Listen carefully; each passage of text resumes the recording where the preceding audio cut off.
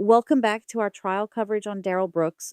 We are now going to roll backwards to before the trial and watch key pieces in his pre-trial motions.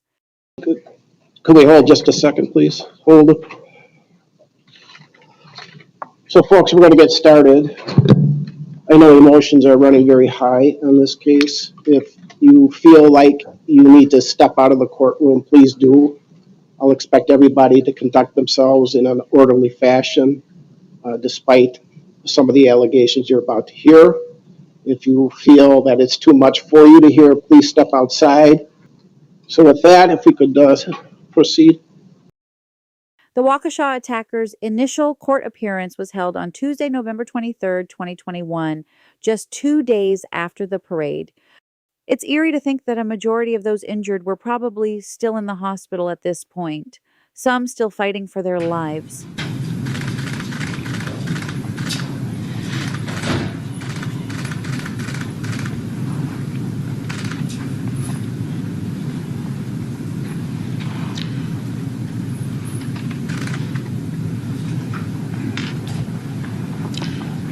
This is case number 21 CF 1848, State of Wisconsin versus Darrell Brooks. Matters tabbed to Judge Lau. Appearance by the state, please. Good afternoon, Commissioner Sue Opper and Leslie Basie, appearing for the State of Wisconsin. Thank you. And for Mr. Brooks. Darrell Brooks appears in person in custody with attorneys Anna Keyes and Jeremy Perry. Good afternoon. Good afternoon to you. And we are here on a criminal complaint that's now been filed. Mr. Perry, will Mr. Brooks acknowledge that he has received a copy of that complaint, and will he waive its reading in open court here today? We have received copies of the criminal complaint. We waive formal reading. Thank you. It may at some point be relevant, but the address on the complaint is accurate. That's right. Thank you. And Mr. Brooks, I have reviewed a copy of this criminal complaint. I will find it does state probable cause as to each of the 5 charges before you. You're charged in count 1 with first-degree intentional homicide. That's a Class A felony, and that has a maximum possible penalty of being sentenced to imprisonment for life. That's for victim A. Count 2, first-degree intentional homicide regarding victim B, is a Class A felony. Again, the maximum possible sentence is a sentence to imprisonment for life. Count 3, first-degree intentional homicide regarding victim C, is again a Class A felony, and that's punishable by a sentence to imprisonment for life. Count 4, first-degree intentional homicide regarding victim D, again, is a Class A felony. That's punishable by a sentence to imprisonment for life. Lastly, count 5, first-degree intentional homicide regarding victim E, is a Class A felony. That is punishable by a sentence to imprisonment for life. As those are felonies, you're entitled to have counsel. You're entitled to have also a preliminary hearing. And I, again, have found probable cause to each of the 5 counts upon my review of the pleading. So we will turn to Attorney Opper for her bail recommendation. Thank you, sir. As to the bail recommendation, Your Honor, I'd like the court to be aware of a prior criminal history as it relates to Mr. Brooks. I can advise the court he has arrest record from 3 states, to include Wisconsin, Nevada, and Georgia. Starting with the state of Wisconsin, the record begins in 2000. There was a conviction in that year for substantial battery, party to a crime. A prison sentence was imposed but stayed for 3 years probation and 6 months condition time. 2002 conviction for possession of marijuana as a repeat offender, sentenced to 50 days in the House of Correction.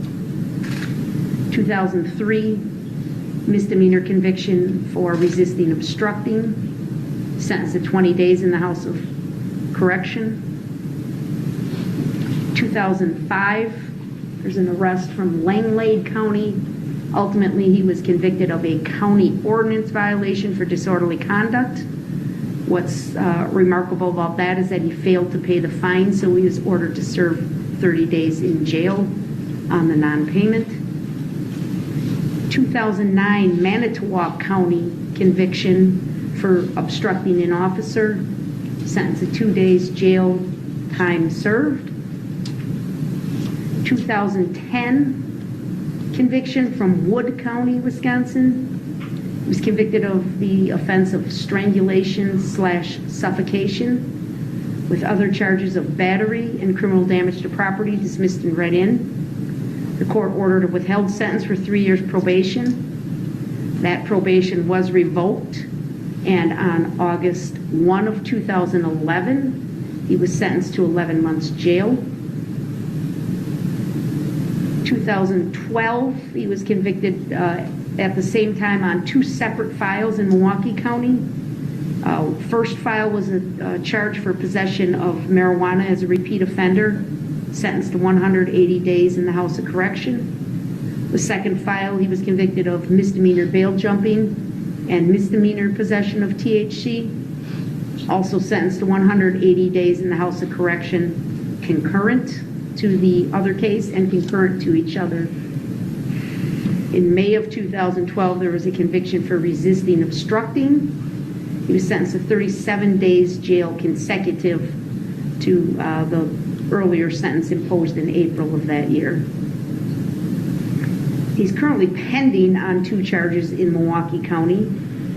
2020 CF 2550, he's charged with 2 counts, second degree recklessly endangering safety while armed, and 1 count of felon in possession of a firearm. The date of that offense, or excuse me, all 3 offenses, is July 24 of 2020. It's believed he was arrested shortly after that incident and remained in custody in the Milwaukee County Jail until released on bail there for reasons of a speedy trial violation on March 3 of 2021. Bail at that time was lowered from $7,500 cash bail to $500 cash bail. In that case, Your Honor, it is alleged that he got into a fight with his nephew. The defendant fired 1 round from a handgun toward the vehicle that his nephew was in. The vehicle was occupied by another person, and that accounts for the 2 charges of reckless endangering safety. The next day, he was taken into custody, and the residence where he was located, he was found to have a loaded 9mm handgun just a few feet away from him. The handgun was previously reported stolen. Again, he was a convicted felon on that date, so that accounts for the 3rd charge. He's also currently pending in Milwaukee County case number 21 CF 4596. That has a date of offense of November 2, 2021. He's charged there with resisting obstructing, felony bail jumping, second degree reckless endangering safety in a domestic violence situation, domestic DC, and domestic battery. The allegations in that case, Your Honor, are that he struck the mother of his child in the face with a closed fist. Then as she was walking away from him, he intentionally ran her over with his vehicle. The vehicle in that matter described as what's believed to be the same maroon 2010 Ford Escape used in the allegations in this case. Police went to his home and found him getting out of that Ford Escape. The defendant ignored their commands to stop, and he tried to run into the house before he was apprehended. So there's a long history of flight, obstructing, bail jumping type behavior, Your Honor. It's remarkable that these are violations all around the state of Wisconsin, not just his home county of Milwaukee, but we had convictions from Wood County, Manitowoc, and Langlade. I'd like the court to be aware of a record from the state of Nevada. We'll go to Nevada first. That happened, the first conviction was from December 11th of 2006. He was found guilty at trial of a misdemeanor count for obstructing an officer, was sentenced to jail in Nevada. Also on that same day of December 11, 2006, he pled guilty to a domestic battery as a misdemeanor, and the court there ordered a suspended sentence. On March 16th of 2007, he pled guilty to statutory sexual seduction, a felony. The court ordered a suspended sentence for 36 months probation. He was also ordered to register on the Nevada Sex Offender Registry. He is currently noted to be non-compliant with that registration requirement. On June 23rd of 2016, he was charged with a sex offender registry violation, first offense. He failed to appear in court, and a warrant remains active for his arrest, so he currently has an outstanding warrant for his arrest in the state of Nevada. Keep in mind his demeanor during his interrogation. The tears he cries here in court are not for little Jackson. They are for himself. In Georgia, Your Honor, the record reflects a May 27, 2021 arrest for misdemeanor battery with a designation of family violence. While it is not clear if he was convicted, he did recently remark to a court official in this county that he had served a 6-month jail sentence in Georgia. So we have not been able to verify if that was a conviction, but certainly there was a confinement in conjunction with that arrest. He has no contact with the criminal justice system in Waukesha County or the district attorney's office. He does have a outstanding paternity case that's been pending since 2003, in which he was adjudicated as the father of a juvenile. And there's been returned court appearances over the years based on failure to pay child support. The court should know that a warrant or capias was issued for Mr. Brooks in this paternity case on at least 8 occasions. He has been sentenced to jail on several prior occasions for failing to pay that child support. And on one occasion, he had his Huber privileges revoked related to one of those jail sentences. That was back in 2009. Most recently, there was a warrant issued for his arrest in that non-support civil case on August 2 of 2021. Judge Maxwell signed an order for him to serve a 120-day jail sentence. Mr. Brooks did make a court appearance in that matter on November 16th of 2021, so just last week, 1 week ago. And he was released at that time because, again, he had explained to the court, provided an explanation that the reason he had not made his child support payments is because he was serving that jail sentence in Georgia. So the court released him that day and ordered him back for a court appearance in the paternity case for December. So, Judge, just based on his prior record, we obviously have very significant concerns about Mr. Brooks' flight history and willingness to obey the orders of the court. But we have to factor in, obviously, the allegations in this case as well. And obviously, I don't need to state Mr. Brooks is facing 5 consecutive life sentences if he's convicted on all counts in this complaint. I wish to notify the court, sadly, that today we learned of another death of a child related to this case. We do expect a 6th count for first-degree intentional homicide to be issued or added, to this case. I can advise the court that I am aware, I've been made aware through investigators that there are other individuals in critical condition. I think we remark on the number of actual injured parties in our complaint. It exceeds 60 people. There's a number of other charges that we are reviewing and considering, but certainly at the very least we do intend to file a 6th count of intentional homicide maybe Friday or maybe early next week, depending on when we can accomplish that.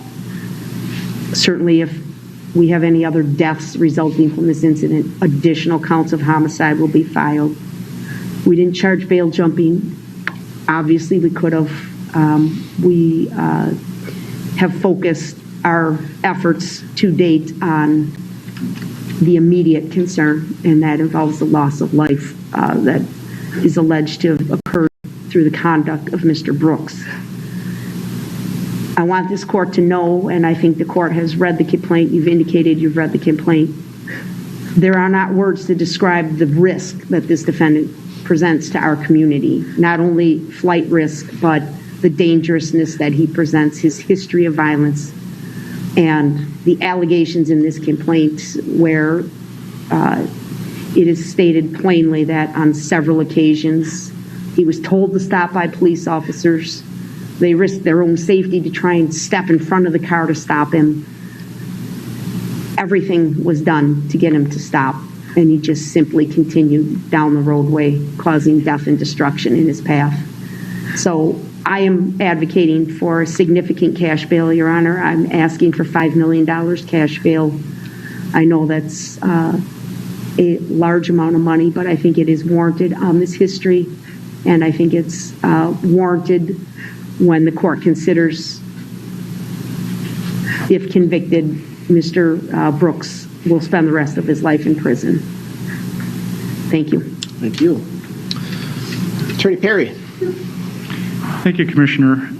When this court determines what amount of monetary bail is reasonable and necessary to assure Mr. Brooks's appearance in court, I guess at today's hearing, the only thing I would add for the court's consideration is that Mr. Brooks is financially indigent, does qualify for public defender representation, and that individual circumstance must be taken into account.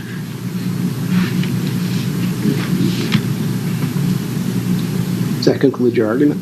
It does. Thank you, sir. So, first of all, let's get to conditions of bail. The monetary portion is called bail. There are conditions, though, in bail. And first, I am going to order, sir, level 4 monitoring through WCS if you do post bail. You're not to leave the confines of the state of Wisconsin. You are only to be released on a business day during business hours. This is the highest ranking sheriff, deputy sheriff.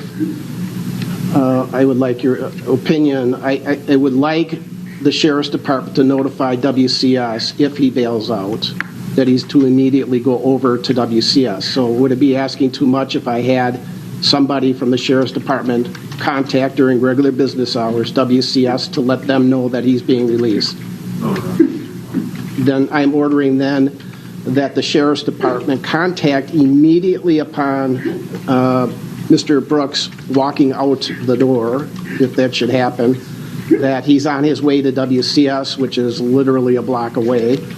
If that does not happen, I want to make sure that people are aware that he did not get on the GPS monitoring device, which I am ordering. I'm ordering him to pay for that as well.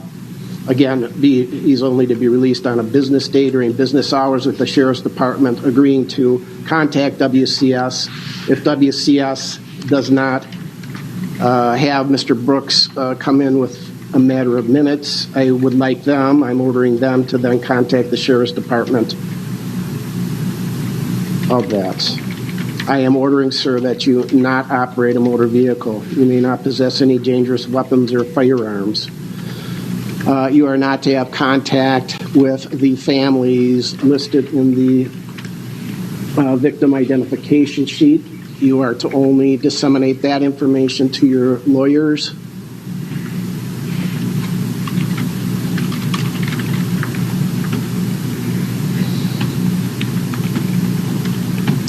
Those are all the conditions of bail. If you violate any condition of bail, including failing to return to court, separate bail jumping charges could be issued against you. In reviewing 969.01 of the Wisconsin statutes and 969.001 that talk about bail and release, the statute reads that there should be reasonable conditions designated to assure his or her appearance in court, Mr. Brooks, protect members of the community from serious bodily harm. And those are the conditions that I just laid out. The bail may be imposed at or after the initial appearance. There should be a reasonable basis to believe that bail is necessary to assure appearance in court.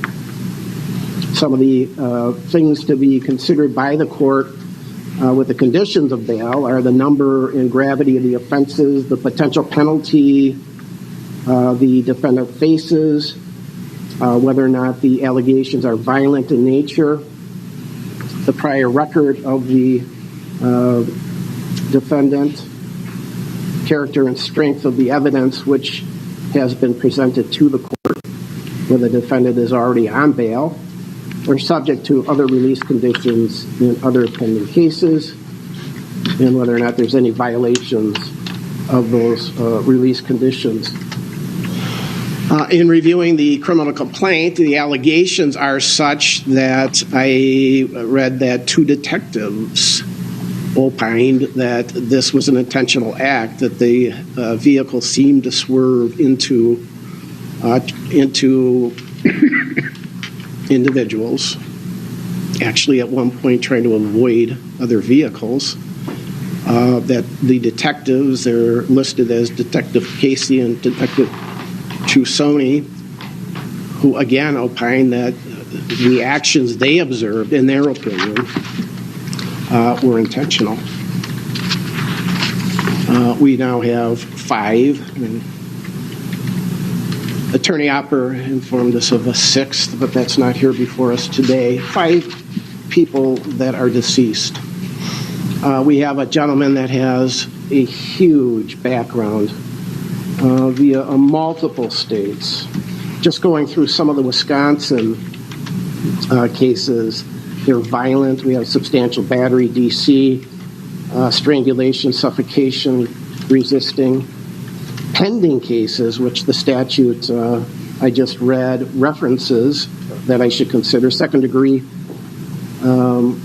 reckless endangering safety while armed, felon in possession of a firearm.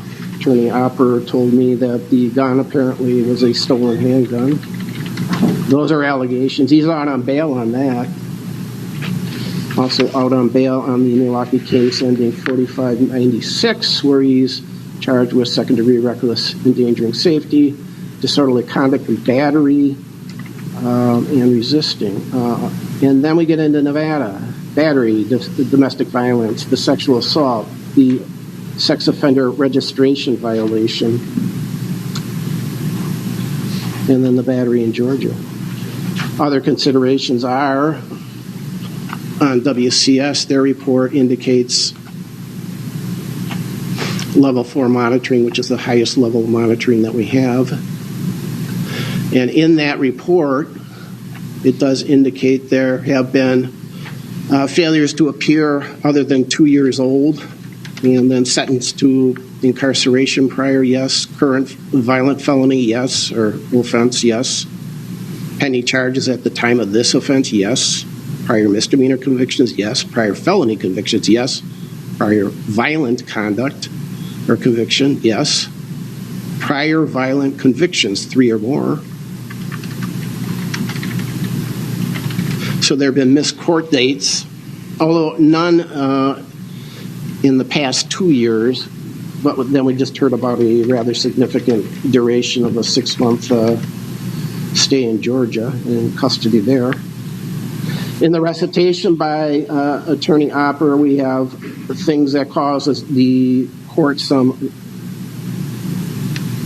pause for concern: resisting. Again, these are things that would cause me to feel that this gentleman does not follow rules very well. Orders of the court, orders of society, resisting an officer. There's a bail jump in 2012. There's a bail jump charged in the 4596 case.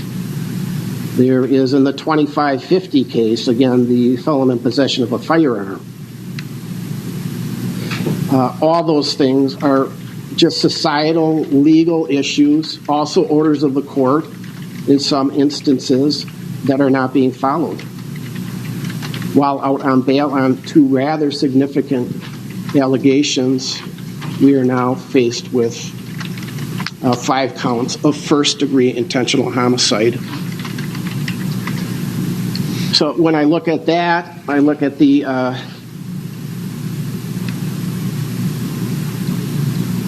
gravity of the offenses, the maximum possible penalties as the statute allows for, likelihood of incarceration, which, if you're found guilty of 1 or more of these, even 1, would put you in prison for the rest of your life. I believe you are a flight risk. There's failure to follow court orders. This allegation, although the motive is not known, and I'm not entitled to know what that is, but it looks like there was either panic or whatever, or an intentional act for whatever reason. You don't do well under pressure. The Milwaukee County case talks about, as Attorney Opper indicated, you using a vehicle to run over another person with your vehicle. So you don't respond well to what is common sense within our community, our society. So based on that, you're out on bail. Those smallish bails that you were out on didn't do very well. Before I forget, there is Marcy's Law. I understand that although there are, the statute and the Constitution now defines deceased victims to allow for family members to speak. So Attorney Opper, I was told that nobody wishes to speak. We have a number of people from the families. And is that still your understanding? I'll just confirm that, Your Honor. Thank you. Yes, I'm getting confirmation. Nobody wishes to speak to the court at this time, but thank you for your inquiry. On your right. So, ma'am, I'm sorry. I would ask that the victim witness individual from the DA's office see who this is without divulging who it is and what relation to what victim she is.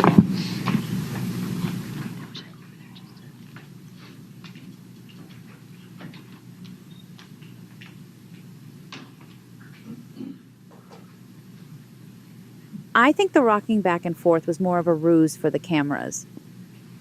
His attorneys had probably already discussed a plea of insanity with him. Maybe he thought the rocking would help with that plea.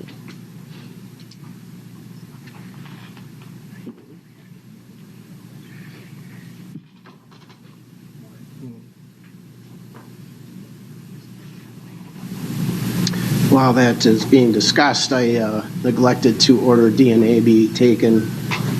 The sample of your DNA, sir, has not been taken. I am ordering that now. It may be expunged if you meet the criterion under the Wisconsin statute.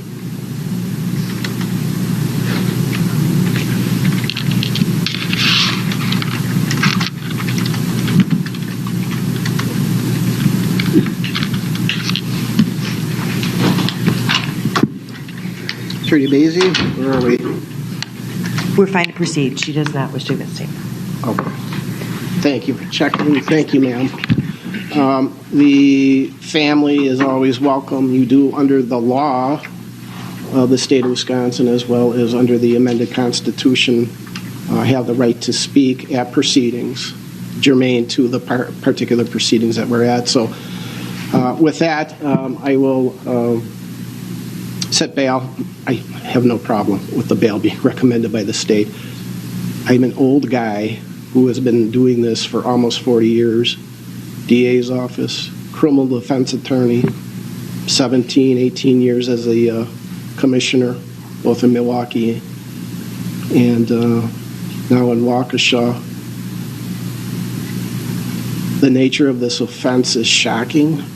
Actually, the detail I was not expecting here today, that two detectives, not lay people, detectives, not only tried to stop this, but rendered an opinion that this was an intentional act. You're presumed innocent, sir, but that's what the allegations are. And I've not seen anything like this in my very long career. It seems to be a very strong case for the state. Likelihood of incarceration, which is the other aspect of bail, is absolute. If you are found guilty of any one of these, a multitude of them, it's a life imprisonment sentence that must be meted out. So I have no problem. I just, with that bail, it's extraordinarily high, but it's an extraordinarily big case. It's an extraordinarily serious case with an extraordinary history of this gentleman, of fleeing, of hurting people, of not following court orders, not following criminal laws, not following just your societal norms. So I know that that's extraordinarily high bail. It's warranted here, and I am setting cash bail in the amount of $5 million. And with that, we're going to select a preliminary hearing date. Attorney Perry. Commissioner, we would be waiving time limits. We did, off the record, talk with the clerk prior to this and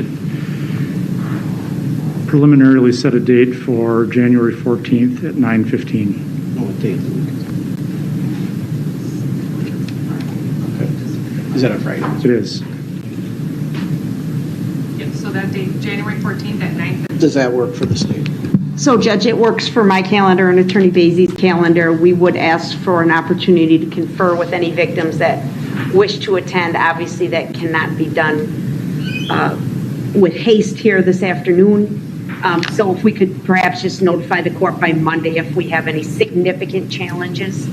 I think if the court can anticipate the ability of live streaming the event, that may assist with some scheduling conflicts as well. But I'm available, Attorney Baizey is available, Detective Casey is available. So yes, that is our request for that date.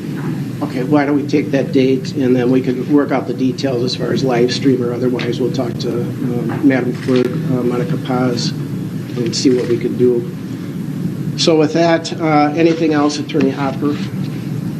No, sir. And Attorney Perry, anything further? No, nothing else. All right, very good. We can be adjourned.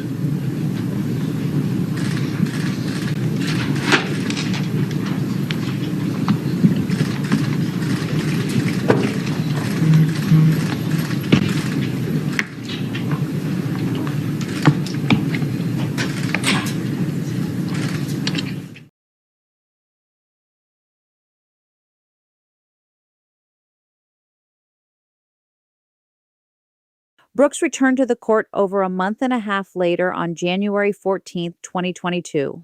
Although he looks much more intact, his dollar store hair extensions seem to be far from that.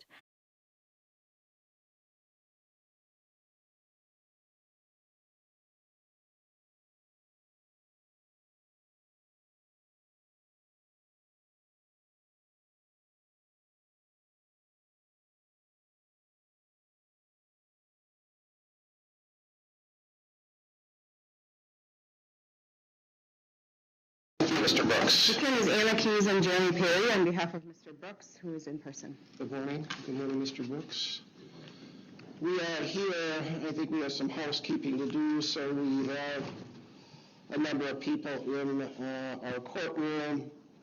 Last time we talked about the level of decorum that is expected. Emotions are going to be running high. Please do as well as you I really appreciated that. I know the court system does as well. So I'd ask that if you are having trouble with what you're hearing, please step outside. There are victim witness people from the DA's office that can assist you. Any one of the deputies that you see outside could assist you as well. So pursuant to Judge Boren's, the trial court's general order, we do have a pool camera. We have a news camera or a news feed through the radio, and also a still camera. Nobody is allowed beyond those people to record this either audio or visually. So if you do have your cell phones out, I would ask that you put them away. It's not permitted per the judge's order. There's a number of other media outlets here. Any media that is going to be recording or doing otherwise must be down in the jury assembly room to effectuate that. So with that, we have some housekeeping to do. We have a second amended criminal complaint that's been filed on the case. Who's going to be lead counsel today for the defense? I am. So Attorney Keyes, has Mr. Brooks received a copy of the criminal complaint or the second amended criminal complaint, and will he waive its reading? Yes. And, sir, I'm going to walk through these. I intend to go through each, but what I'll do is package each one with what it's the charges, what the penalties are, but then reference who the victim is. Any objection by the defense to that? Or would you like me to read each one of them separately? I don't think each count needs to be read separately. We also have reviewed with Mr. Brooks the charging language of all of the new counts, and we are waiving any reading Thank of you. anything. Okay, thank you. I think pursuant to the statute, have to review this with Mr. Brooks. Mr. Brooks, we talked about counts 1, 2, 3, 4, and 5 the last time we met. There's now been additional charges, as you know, filed in the second amended criminal complaint charge. Count 6 charges you with first-degree intentional homicide, use of a dangerous weapon. That's regarding victim F. That is a matter that carries a maximum possible penalty of sentence to life imprisonment. That may be increased by not more than 5 years due to the penalty enhancer. Counts 7 through 67 all charge you individually with first-degree reckless endangering safety, use of a dangerous weapon. Each of those are standalone charges. Each of those have the same maximum possible penalty. That is a fine of not more than $25,000, imprisonment for not more than 12 years and 6 months or both. Each of them has an enhancer penalty, use of a dangerous weapon, that could increase that penalty by not more than 5 years. That's for each one of the counts between 7 and 67. Count 7, and all these are involving the same date and location, Sunday, November 21st, 2021, on Main Street in the city of Waukesha, Waukesha County, Wisconsin. Count 7 has a victim listed as victim G. Count 8, victim H. Count 9, victim I. Count 10, victim J. Count 11, victim TT. Count 47, victim UU. Count 48, victim VV. Count 49, victim W4, victim LLL. Count 65, victim MMM. Count 66, victim NNN. Lastly, count 67, victim OOO. All of those, sir, again, charge you with first-degree reckless endangering safety, use of a dangerous weapon. It's important you know who the alleged victims are in each of those matters. Each of those matters, again, carry with them individually a maximum possible penalty of a fine of not more than $25,000, imprisonment for not more than 12 years and 6 months or both. And again, because of the penalty enhancer for use of a dangerous weapon, that may be increased on each count by not more than 5 years. And again, all of those are regarding Sunday, November 21st, 2021 on Main Street in the city of Waukesha, Waukesha County, Wisconsin. Then turning to counts 68 through 73. Count 68 through 73 individually charges you with hit and run resulting in death. Each of those counts carry with them the same maximum possible penalty. That is, for each individual count, a fine of not more than $100,000, imprisonment for not more than 25 years or both. And there's a revocation of your driving privileges if you should happen to be found guilty of any one of those counts. Each of those counts reference an incident that occurred Sunday, November 21st, 2021 on Main Street in the city of Waukesha, Waukesha County, Wisconsin. Count number 68 has victim A, count number 69, victim B, count 70, victim C, count 71, victim D, count 72, victim E, count 73, victim F. Again, all of those are individually charged. That is the maximum possible penalty for each of those. Counts 74 and 75 charge you with felony bail jumping. And that is, again, referencing November 21st, 2021 on Main Street in the city of Milwaukee, Waukesha County, Wisconsin. Each of those charges carry with them the same maximum possible penalty. That is a fine of not more than $10,000, imprisonment for not more than 6 years or both. Then we run into 2 misdemeanors. I will advise you, sir, that on any felony, you have the right to a preliminary hearing. Of course, you have the right to counsel. Counts number 76 and 77 charge you with misdemeanor battery, domestic abuse assessment attaching. Count number 76 references an incident that allegedly occurred on Sunday, November 21st, 2021 at Freeman Park in the city of Waukesha, Waukesha County, Wisconsin. It's alleged that you caused bodily harm to victim PPP. That is a matter that carries with it a maximum possible penalty of a fine of not more than $10,000, imprisonment for not more than 9 months or both. Count number 77 references an incident that occurred on November 20th, 2021 at Frame Park in the city of Waukesha, Waukesha County, Wisconsin, where allegedly you caused bodily harm to victim PPP. Again, that carries with it a maximum possible penalty of a fine of not more than $10,000, imprisonment for not more than 9 months or both. I have reviewed a copy of that criminal complaint, the second amended criminal complaint. I will find that probable cause is stated to each of the charges that have been reviewed today. Counts, I already found probable cause on counts 1 through 5, but for the purposes of today's proceedings, I am finding probable cause on the second amended criminal complaint as to each of the counts 1 through 77 of the criminal complaint.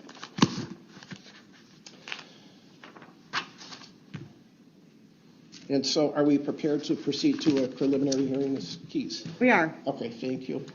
So if we would, one of the, we'll address, please don't let me forget, the second amended victim witness identification key, along with any modifications to bail that need to address that or any other items that we may take up. But why don't we proceed to the preliminary hearing? So if the state wishes to call their first witness. Yes, Commissioner, thank you. The state calls Detective Tom Casey. Your Honor, the defense is also requesting sequestration of any other state witnesses. Thank you. Attorney Opper, are you anticipating calling any other witness? No, Your Honor. Okay, thank you. Thomas Casey, C-A-S-E-Y, And how are you employed, sir? as a detective for the City of Waukesha Police Department, How long have you worked in law enforcement? over 24 years. I'd like to direct Now your we've attention. heard the state's case on this. I was more interested in showing you the defense strategy of Brooks's attorneys while he had them. So we will skip forward to that. Fair to say that from the video that most of the parade participants, because Mr. Brooks was coming up from behind them, were not aware of what was going on. That is correct. And it appeared from the video that most of them were struck without even knowing he was approaching them with his car. Correct.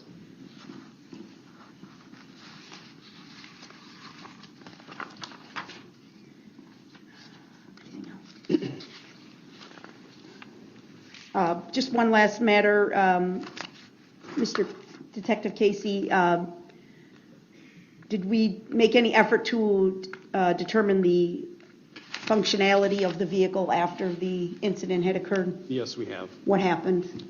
We had the Wisconsin State Patrol Mechanical Inspection Unit do an inspection on the vehicle while it was at the Wisconsin State Crime Lab. And what was determined? It was determined that there is nothing on the vehicle that was defective that would make the vehicle so it would not stop or accelerate. They found that a tie rod end had a little bit of extra play in it, and there was one mismatched tire. Other than that, they did not find anything mechanical wrong with the vehicle. Okay. And are you aware of the fact that Mr. Brooks was pending on 2 open cases in Milwaukee County at the time of this incident? Yes, I am. Are you aware that he had been released on bail in those cases and had been ordered to not commit any further crimes? Yes, I am. All right. Thank you. I don't have any other questions. Thank you. Attorney Keys? Thank you, Your Honor. Notice the only people in the courtroom with masks are Brooks and his attorneys. That's so ridiculous. This was January 2022, a year after the COVID scare had settled. So, Detective Casey, you indicated on direct examination that there were thousands of people in the area for the parade on that afternoon. Is that correct? That is my estimate. You said about 100 entries in the parade completely. Correct. About hundreds of participants were participating in the parade, actually walking down the street, correct? Correct. And then you said there were thousands of people then spectating in addition to all of the participants, correct? That is my estimate.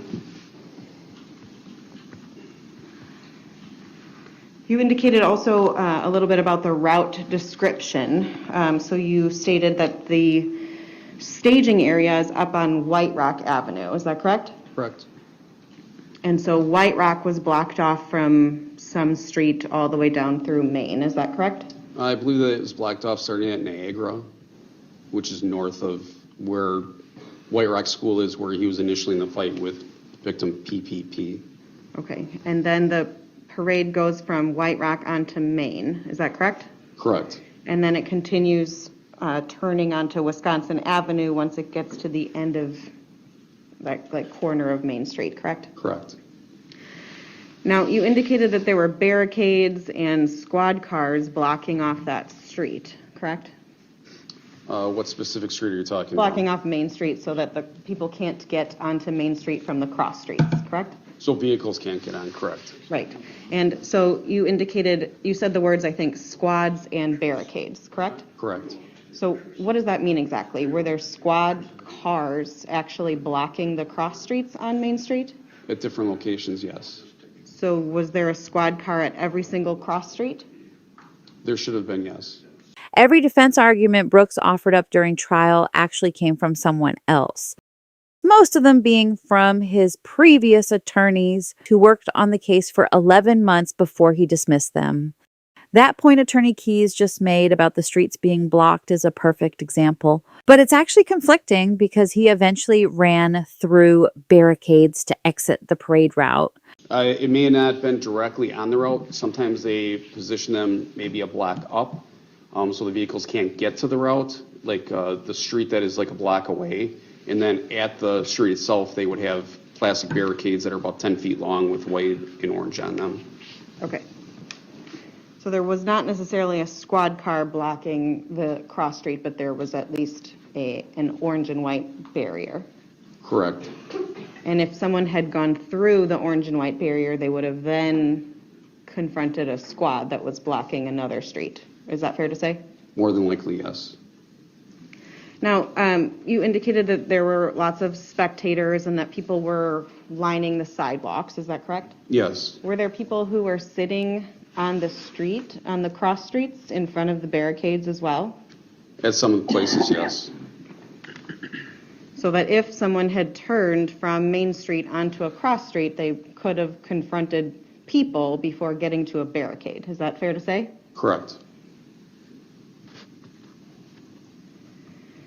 Now, this is a parade, right? So it's loud. There's lots of activity and music and people talking. Is that fair to say? That's fair to say. And you were describing before on direct examination that there were some gaps between groups of participants. Is that correct? That is correct. So there's different groups of participants who are walking down the street, correct? Correct. And there's an amount of space between each group, correct? I wouldn't necessarily say each group, but some groups, some are closer. Every once in a while, there's a group that's a little bit slower than the other group, and it allows a space. So I wouldn't say every group, but some groups there are. So there are spots where there's nobody walking, correct? Correct. And when there are those spots where there's nobody actually walking in the street, there are still spectators on the side of the street, perhaps on the sidewalk, sitting on the curb, things like that, correct? Correct.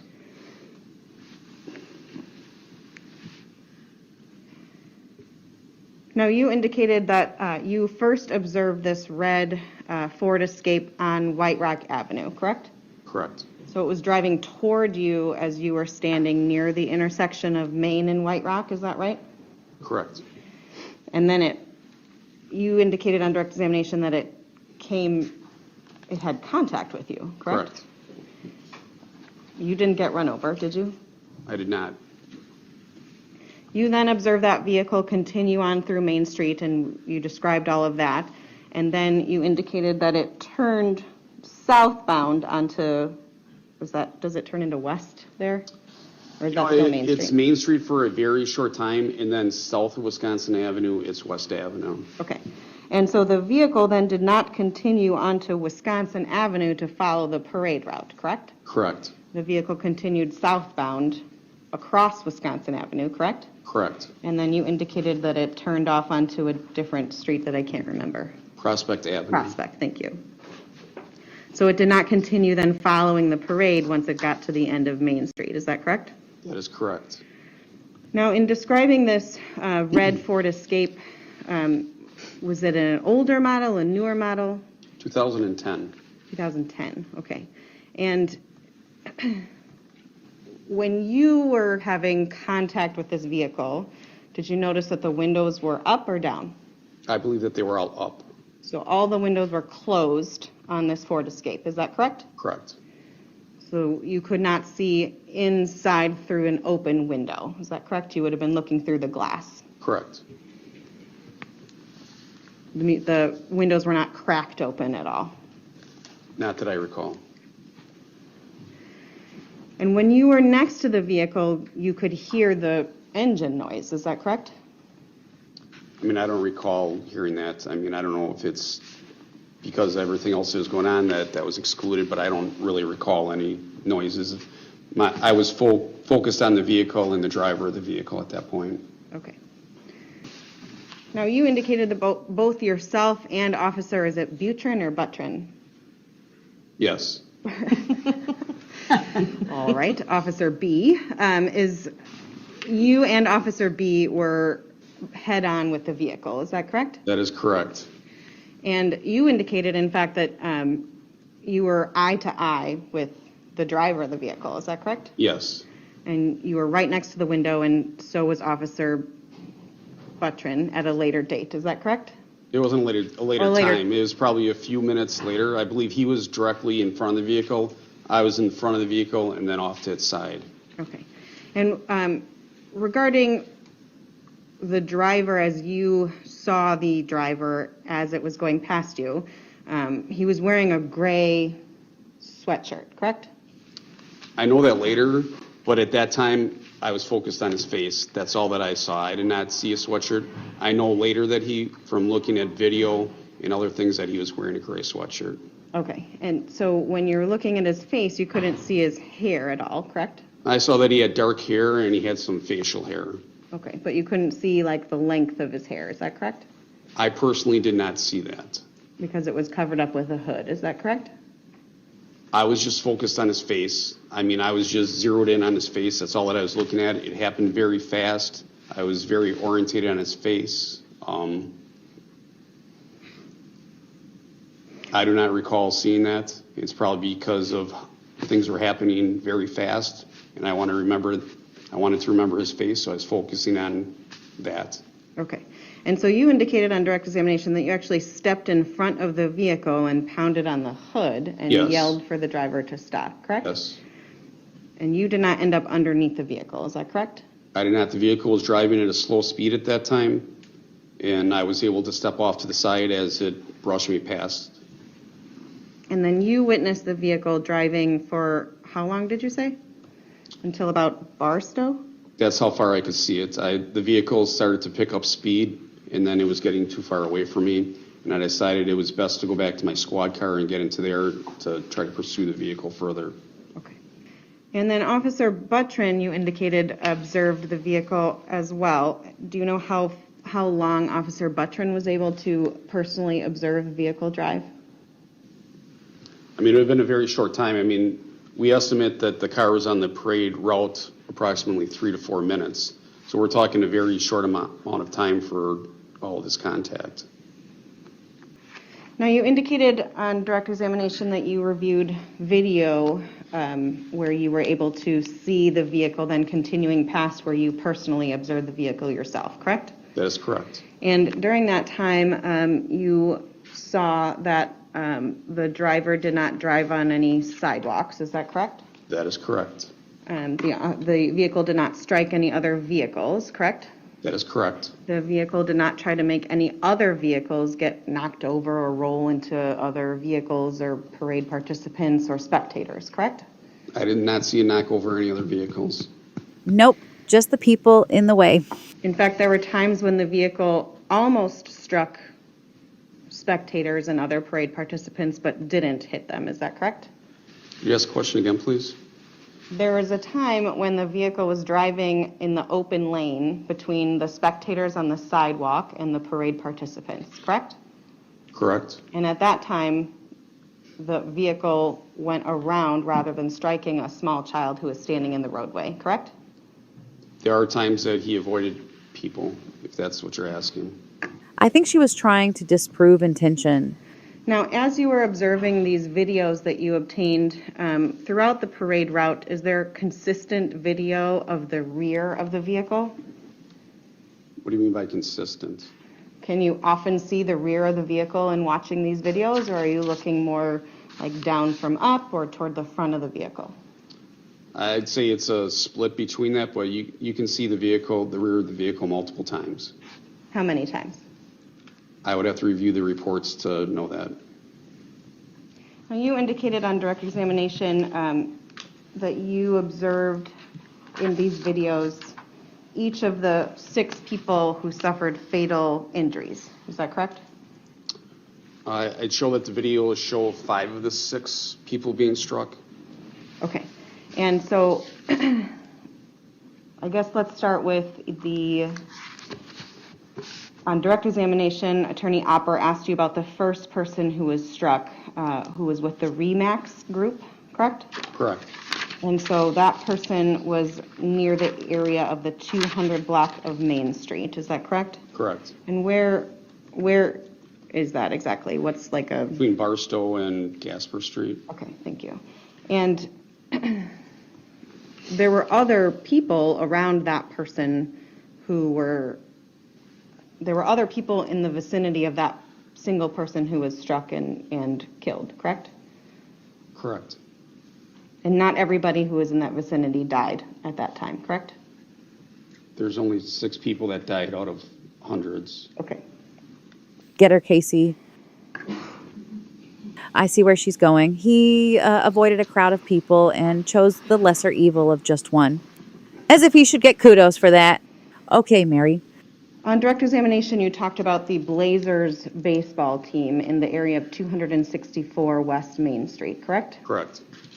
And you described that the Ford Escape was on one side of the road and then moved to the other side of the road, correct? Correct. In fact, the vehicle swerved around another truck that was in the parade, correct? It went around a truck. Okay. And on the left side of that truck was where the parade participants were walking, correct? There were parade participants on both sides of the truck, but the one that was struck and killed was on the left-hand side of the truck. Okay. And it was relatively close to the truck, is that correct? Correct. Is she trying to say he couldn't see him? You talked about the group of participants in the parade with the Catholic community of Waukesha, correct?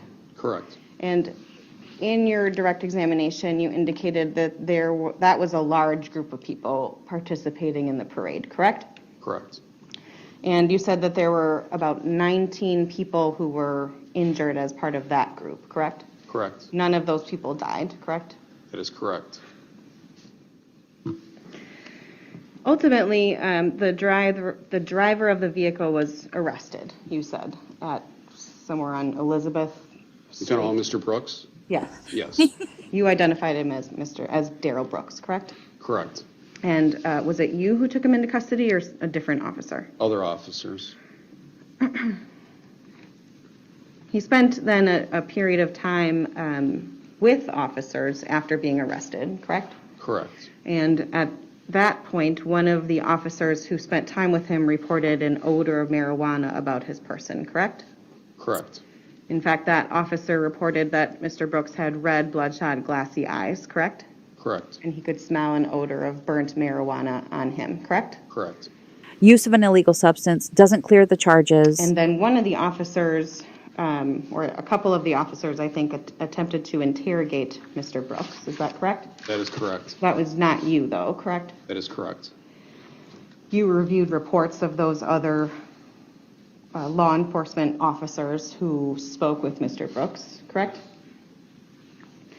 And those detectives showed Mr. Brooks photos and videos of this incident occurring. Is that correct? Correct. While those officers were showing Mr. Brooks photos and videos, he did not want to look at them. Is that fair to say? That is fair to say. In fact, he would put his head down, correct? Correct. He'd turn his head away from the photos and the videos. Is that correct? Correct. And at one point, he even begged the law enforcement officer to stop showing them to him, correct? I believe so.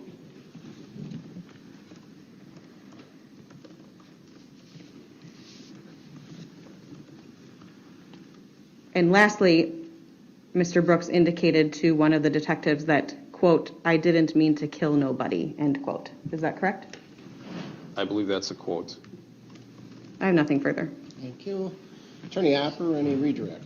Just a couple quick follow-up. Detective Casey, on cross-examination, you were asked about, basically, I'm going to summarize what I understood the cross-examination to be. You were asked about scenarios where it was implied that Mr. Brooks couldn't leave the parade route because it was blocked up and down both sides of the street by people at all times, or squads or something like that, correct? Correct. In fact, Mr. Brooks could have just simply stopped the car to avoid striking anybody or any object, correct? Correct. You were also asked about the fact that you personally were not run over or killed by Mr. Brooks' vehicle, correct? That's correct. And in fact, you had the benefit of facing the vehicle head-on, seeing it coming, and being able to react, correct? Correct. The other parade participants that were struck by Mr. Brooks did not have that same vantage point, did they? That is correct. Speed is also important. That when I saw him, he was doing maybe 5 miles an hour. When he was at the west end of the route, he was maybe going 40 or 50 miles an hour. There's a big difference from where he started to where he ended. Okay. You guys, I just had a thought. Think of the difference it had made if he was going against the parade and people would have been more aware and able to move out of the way. And fair to say, if he was under the influence of marijuana at the time of these events and operated a vehicle and struck somebody and injured them, that would be a felony offense as well, correct? Correct. All right, thank you. I don't have anything else. Thank you. Detective, you may step down. Thank you. Attorney Opper, any other witnesses? No, sir, the state would rest. Thank you.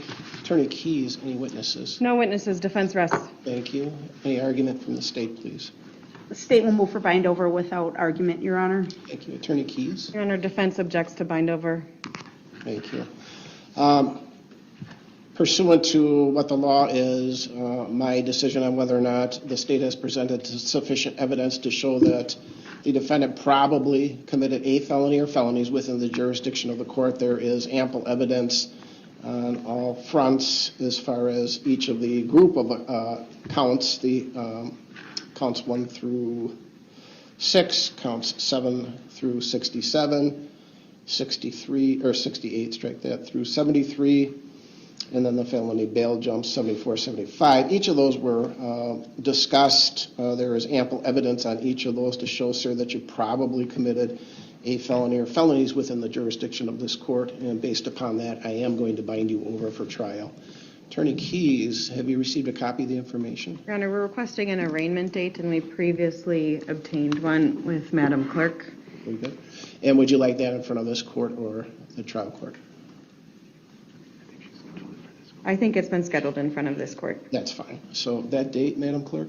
February 11th at 10:15 back here. All right, and so we do have further housekeeping. There is now a second amended victim witness identification key. I'm modifying the bail bond condition originally set that Mr. Brooks, you may not disseminate any information regarding that particular identification key except to your lawyers.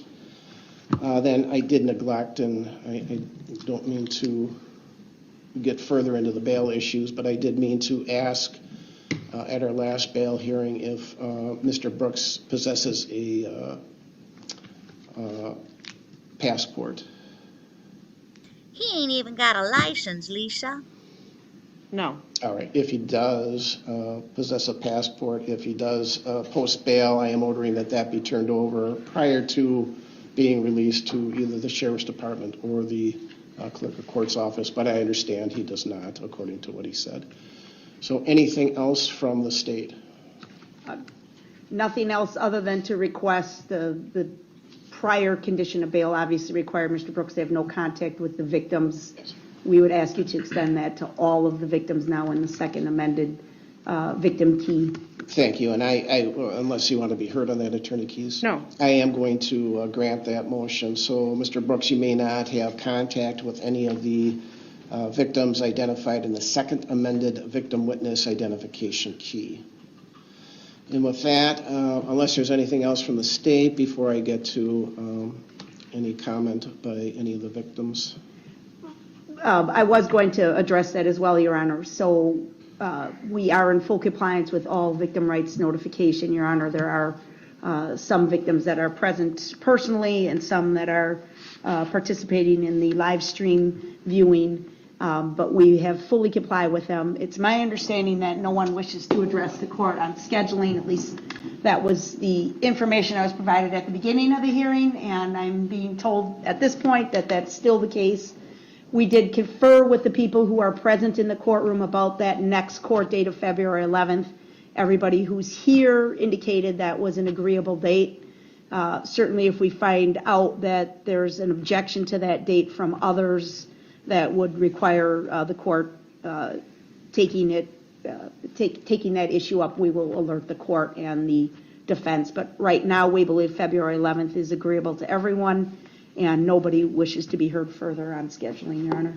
And I'll recognize that your lead victim witness person is in the courtroom, and she was indicating to you that nobody wished to, as far as the victims, to be heard today. Yes, correct. Attorney Keyes, anything else? No, Your Honor. All right. So we have our date. We'll gather up again on that next court date back here for an arraignment. Unless there's anything further, we can be adjourned. Thank you. Thank you, folks.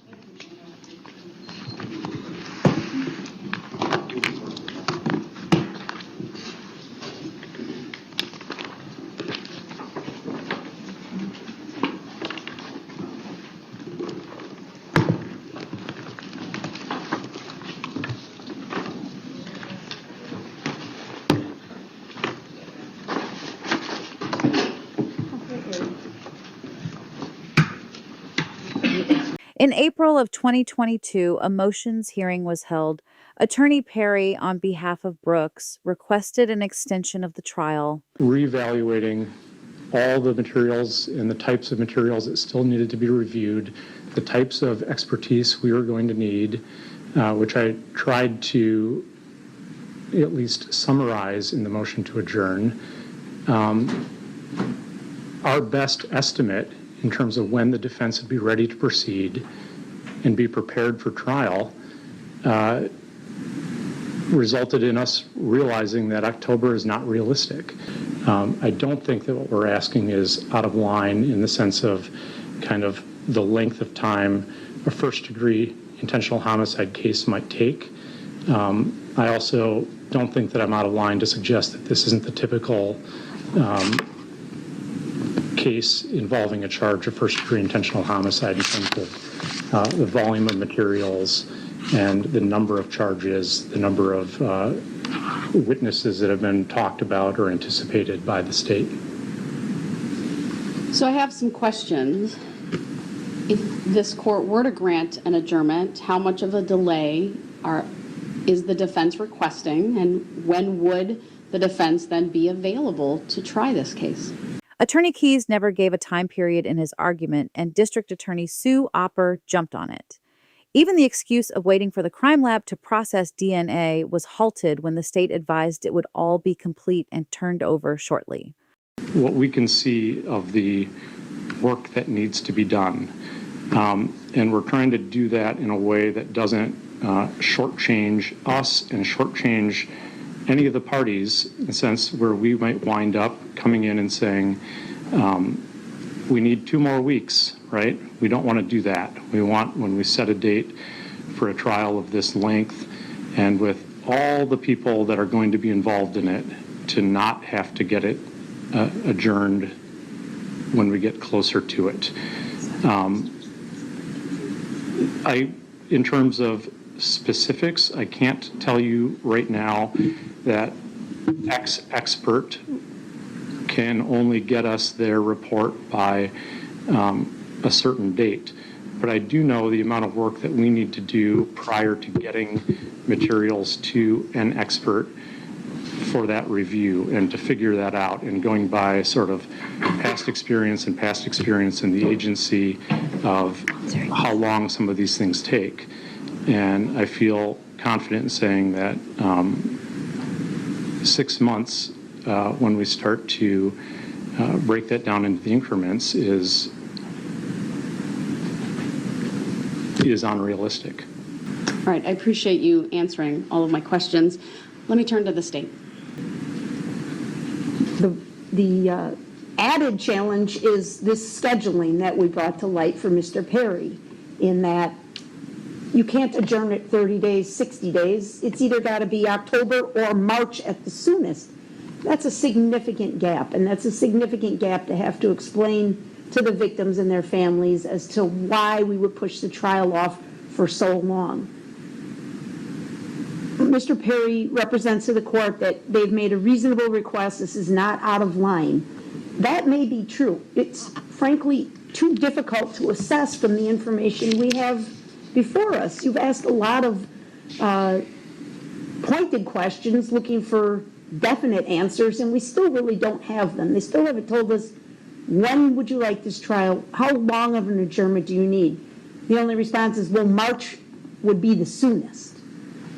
Are they asking for July of 2023 or March of 2023? Because that matters, right? They say things like, well, we need to do an investigation and we need to consult with experts. Has any of that started? We don't know from the record so far.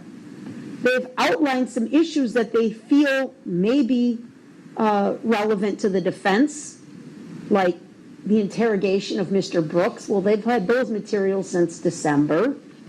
A special plea, the possibility of a special plea. If that's going to occur, that should have already occurred, Your Honor. That has to take into account his mental capacity at the time of the incident. So raising a special plea in October isn't going to provide too much helpful information to anybody. But as it sits here today, we don't know if they've even consulted with one expert yet. So can we look at October 31st as a start date, giving them an additional 30 days? Because otherwise, to have to tell these victims, we're not going to do anything on this case for another year, is really hard to swallow, right? They're not going to have any answers on what's going to happen for another year. The state also had victims on hand to ask Judge Darrell not to allow the continuance. This is, first there'll be a comment by victim O speaking on behalf of himself. Thank you so much. If you could stand for me, please, so I can see you. Thank you. Go ahead. I feel that the court should not grant the motion for trial to be moved even further from the current scheduled date in October of the proposal for 2023, as victims in the city itself will continue to be affected as this case continues to be lingered on or pushed out, which is something that does not need to happen, as I believe closure is the biggest thing that the victims of this case and the case itself needs. Thank you. And then we have the mother for victims AA and BB. Thank you. Good afternoon. As a mother of two victims in this case, I'm seeking enforcement of the statutory and constitutional right to a speedy disposition of the case, and the right to have the victim's interests considered when deciding whether to grant a continuance. Moving the trial date to 2023 will cause additional emotional distress and prevent our family and hundreds of others from healing from this trauma. The 6 killed did not have a choice of how much time they had left on this earth. The more than 60 injured did not have a choice of how much time they had to enjoy the quality of life they may never regain. This case, however, both defense and prosecution was given ample time with an October trial date. Pushing the trial to 2023 would continue the emotional distress for the victims. Judge Darrell, please consider the victim's right in this case and do not grant a continuance. Thank you. Thank you. And then finally, we have the granddaughter of victim A. I understand that the trial wishes to be pushed back, but respectfully, I disagree with the idea of adjournment and would like to voice my opinion. My grandmother was one of the ones that was struck and killed by Darrell Brooks in the Waukesha parade. I was incredibly close to her, and her life was ripped away from myself, my family, and my grandmother's friends without so much of a chance of the ability for us to even say goodbye. I think that in order for my family and the other victims' families to properly heal, the trial needs to be set in October. We need to see justice on the day the trial was originally set for. We cannot rest easy or even find a sliver of peace until that is done. Trials create indelible records upon records of the facts presented for this very case. We all already know Darrell Brooks deserves to be locked up. However, trying to bring members from another county will just provide the same results. No matter where this trial takes place, people all around the entire state, county, and even world are angry about this, and we as victims deserve the justice that we were promised. Thank you, Your Honor. Thank you. Ms. Dunn, I believe you have some statements as well you'd like to read on behalf of them. I do. I have some statements from victims who could not neither be here or felt they could not read it themselves. The first is from the mother of victim Z. Judge Doro, 4 months ago, our daughter's dance team came out to spread joy and holiday cheer to our community. What they didn't know was that day their lives would be forever changed. Walking along the parade route, these children, adults, grandparents had one goal: to make other people smile. And in one instant, that all changed. Lives were lost and childhoods were shattered. Families rushed to their loved ones to hold them and pray they would survive. This was a moment no one will forget. In the days, weeks, and months following this horrific event, the victims and their families have endured numerous funerals, surgeries, and continued recovery from the ongoing emotional and physical pain. The defense is asking for a continuance for this trial. By doing so, these victims will have to keep reliving this nightmare. We respectfully ask for your compassion by not delaying the prospect of the closure any longer than necessary. Although nothing will mend the emotional wounds these victims have endured, moving the trial to 2023 will only prolong the healing process. My daughter and her teammates need to move on. They need to heal. They will not be able to heal until this is behind them. Please consider the victims and their families when making your decision today. Although we cannot go back in time, we can move forward, and that's what everyone needs to do. Respectfully, the parent of victim Z. This next one is from the mother of victim II, victim JJ, victim LL, and victim KK. She emphasized that she is the mother of 4 children, all struck in this incident. Good afternoon, Judge Doro. I start off by asking you to please consider the victims' rights in this case and do not grant a continuance. My children who were bluntly hit by Mr. Brooks deserve justice with a speedy disposition of the case. They should not have to see this continued trauma during the 1-year anniversary and the holidays surrounding this tragedy. Let my children celebrate the holidays instead of hiding in fear of what's next. I believe the October trial date should remain and the continuance should be avoided at all costs to assist the healing with my children. The set October date should be ample time to prepare for the resolution of this case. Thank you, Judge Doro. And the final letter is from the mother of victim HH. As a victim in this case, I am asking the court to consider the victim's interest when deciding to grant a continuance. This extremely violent event has been a horrific experience for many. By moving the trial into 2023, the victims will continue to deal with the emotional and mental strain that has come with this incident longer than what we need. Unfortunately, my child did not get the choice to prolong her quality of life. Instead, she was forced into a lifestyle of fighting for her life, multiple hospital stays, multiple ongoing surgeries, and ongoing doctor appointments. This event has caused a daily impact on her life with no sure fix with the medical issues. Her 11-year-old normalcy was taken from her too soon. I am begging for you to consider finishing this trial as soon as possible so that my family and many others can find some sort of emotional ending in this incident, especially since my family is stuck with lifelong daily reminders that feels as if they will never come to an end. As we know, the motion would be denied. It was ordered that jury selection would begin on Monday, October 3rd, 2022. On June 20th, 2022, the court held a motions hearing for change of venue requested by the defense. I thought the arguments on each side were very compelling, and I could understand the defense argument. That was until District Attorney Opper shared her thoughts. The woman is so damn good at her job.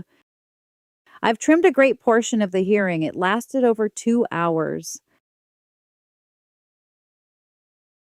All right, I know I had the parties file simultaneous briefs.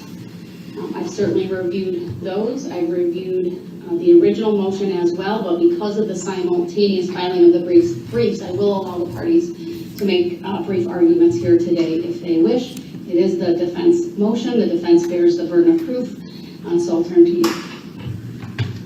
Thank you, Judge.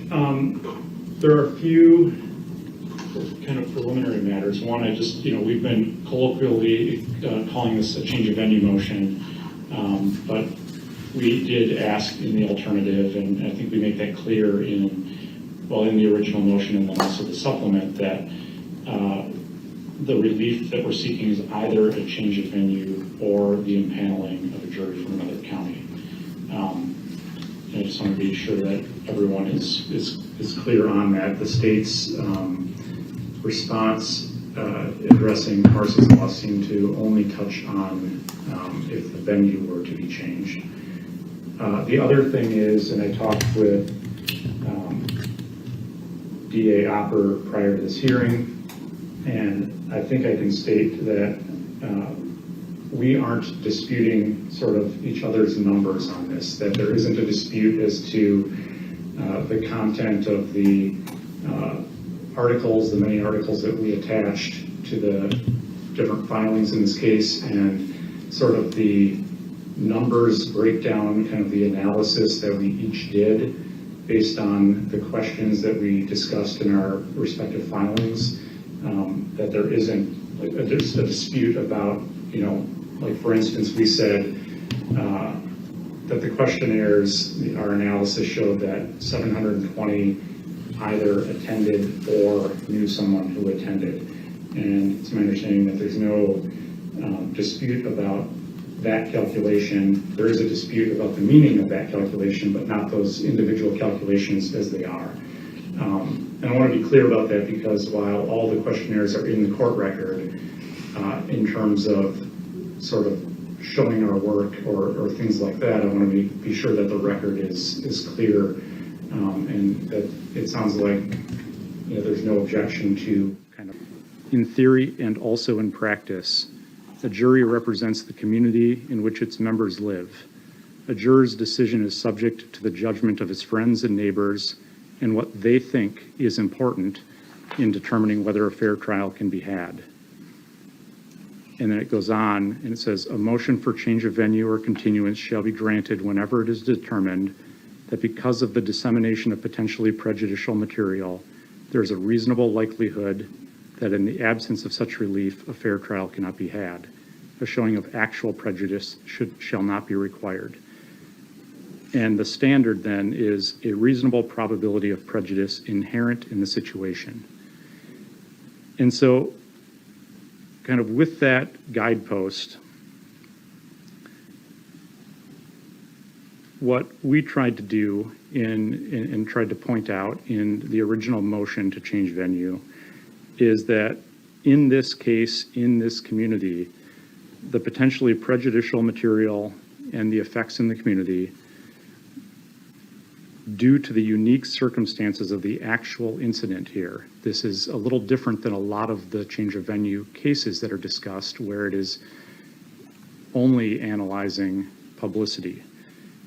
And we've pointed out there were 6 deaths and many dozens injured from many different groups and associations, thousands of direct witnesses, vast financial support that the community got together, vast outpouring of support.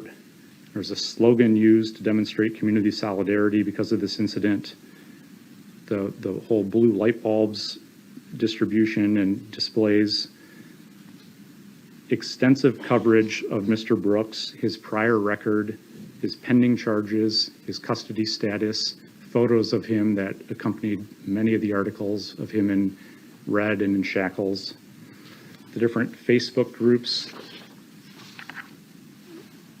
the extensive coverage of the actual incident, videos being played, the extensive coverage and highlighting of his court appearances. We noted in the motion that we filed that this is, I believe still, it was as of yesterday, still highlighted in red in terms of information regarding Darrell Brooks on the court's website. And then frequent reminders of this incident throughout the community. There have been efforts to name a baseball park. There are portraits of the victims hanging in City Hall. The local government decided to spend over $800,000 on barriers to make people feel safe at public events. A long list that gets longer regularly of fundraisers throughout the business community to support victims in this case, prayer vigils held, a temporary memorial, and then the efforts to create a permanent memorial, and the distribution of money to a long list of victims, including those that weren't physically injured but were affected by responding. And so I think when we were drafting these questionnaires, if I remember correctly, and at least in my mind, these questionnaires were to serve a dual purpose, potentially dual purpose.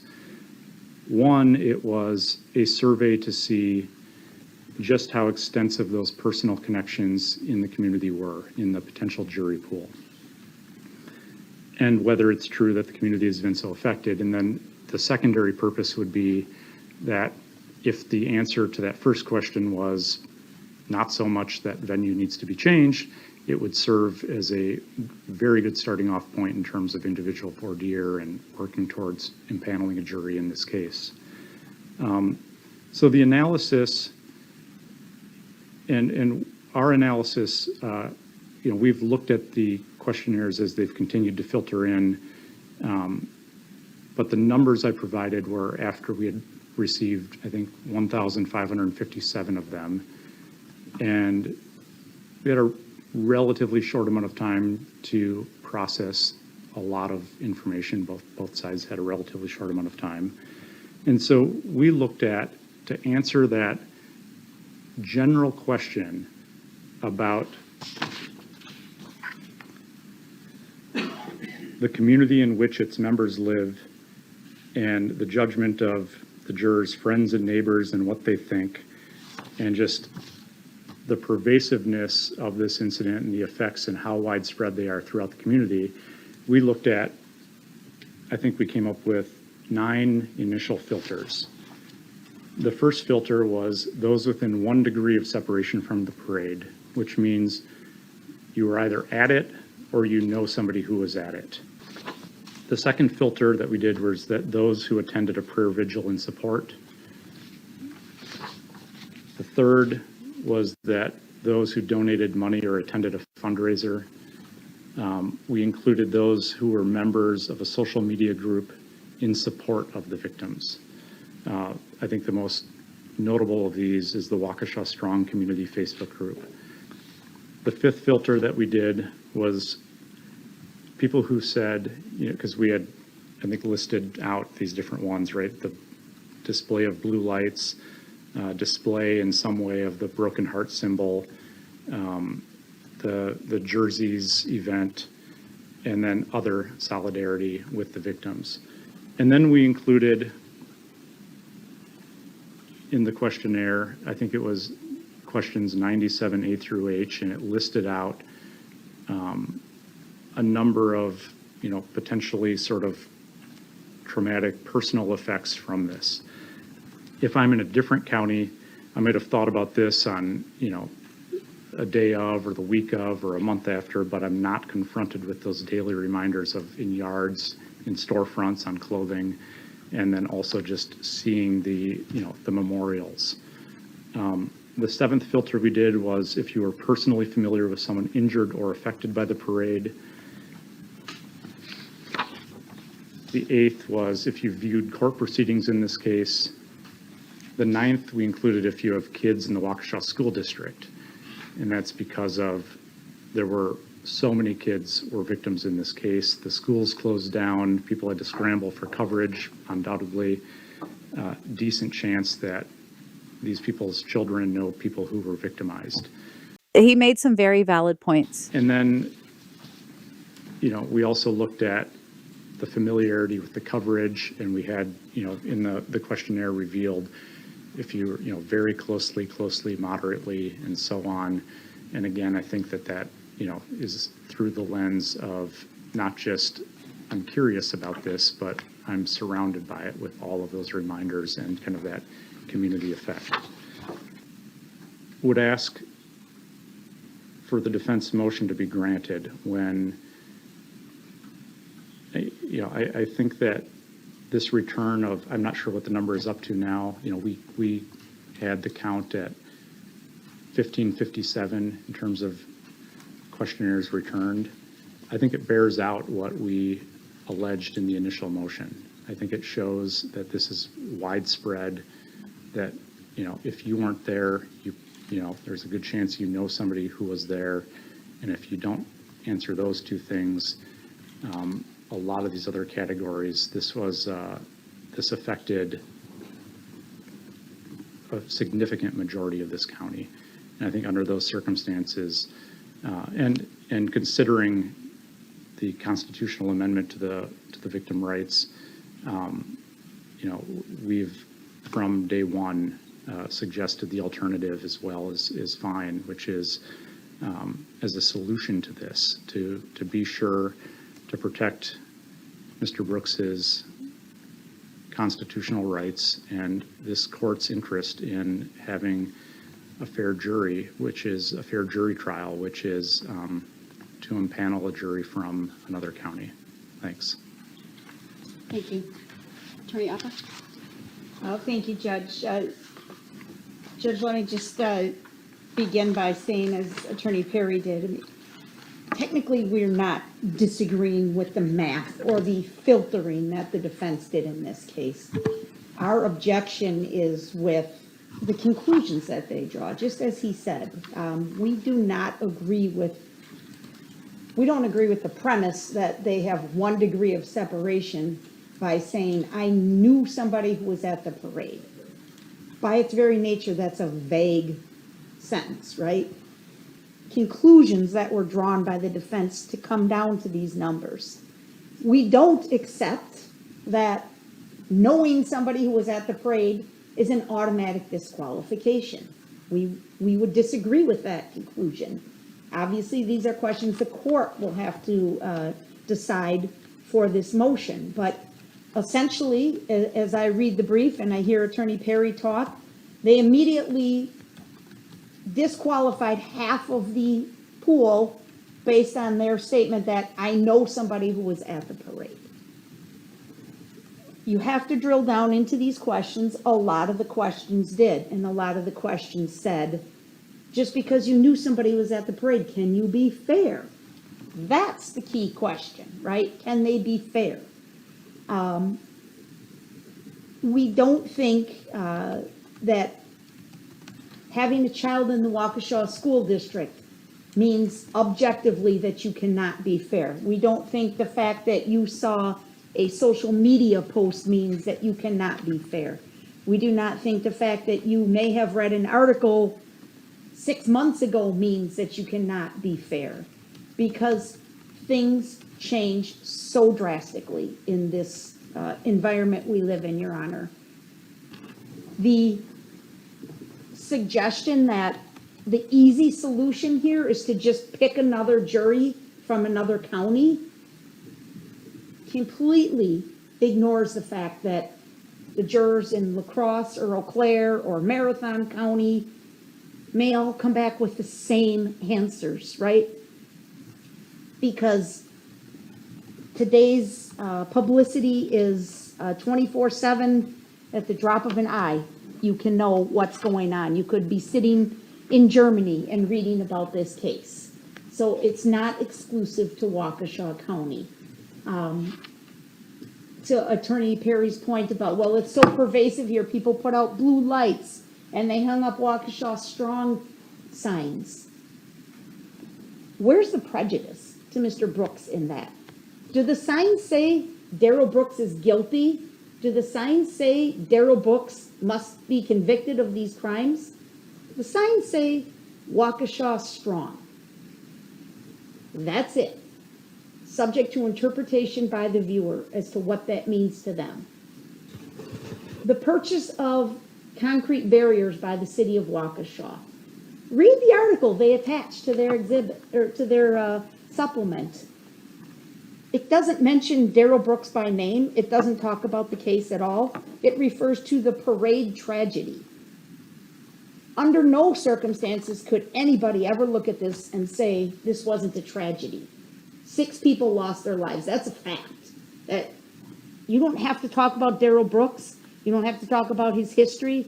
You don't have to talk about this case to say 6 people lost their lives that day, and that's a tragedy. They quote Chief Thompson in their supplemental brief on page 6. Chief Thompson is quoted as saying, quote, "We want the public to feel safe coming to the city of Waukesha events. While we can never prevent every type of criminal activity, we are doing our best to make sure the events are as safe as possible, end quote. There's no mention of Darrell Brooks by name. There's no mention of this prosecution. There's no mention of anything. It's not prejudicial. It's not inflammatory. It's the chief of police saying to his community, come out, we want you to feel safe. You can't equate that with our community cannot be fair to Mr. Brooks. Mr. Brooks selected the location to commit these alleged crimes. He selected the fact that there would be thousands of people present to witness his alleged crimes. He selected the fact that of those thousands of people, probably dozens, if not hundreds, were recording his alleged crimes. There hasn't been anything unfair or prejudicial to Mr. Brooks overall in the community's response. The fact that the community has chosen to support the victims of this tragedy. Again, we're not seeing signs that say Darrell Brooks did this or Darrell Brooks did that. We're seeing recognition of the loss of life and the impact that it's had on the community for the other surviving victims. We think the Boston Marathon case is the most persuasive because it's the most factually similar and recent in time. A lot of these cases are very old, and they can't account for today's media outlets and news sources that exist today. They just can't. But the fact of the matter is, whether he says it's 9 counties or 1 county, the third largest county in Wisconsin for that matter, the fact of the matter is that community support was present in Boston and it's present here. So in the court in the Boston bomber case was very convinced that the judge was able to handle the voir dire process to the point where it could be fair and that the questions could be asked and that a panel of reasonable jurors could be presented. In our analysis, Judge, we came up with over 500 potential jurors by filtering. We went through about 1,100. We didn't get through all 1,500. But 500 when we need 16, and that's taking out the ones that are blatantly there.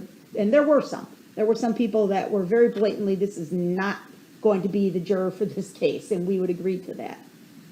But even if we followed the filtering process of the defense, and it's a little unclear to me if this was a funnel or not, it almost reads like it was a funnel, like they started with 1,500 and then they eliminated 720 people so that because they knew or someone who either attended or knew somebody who attended the parade.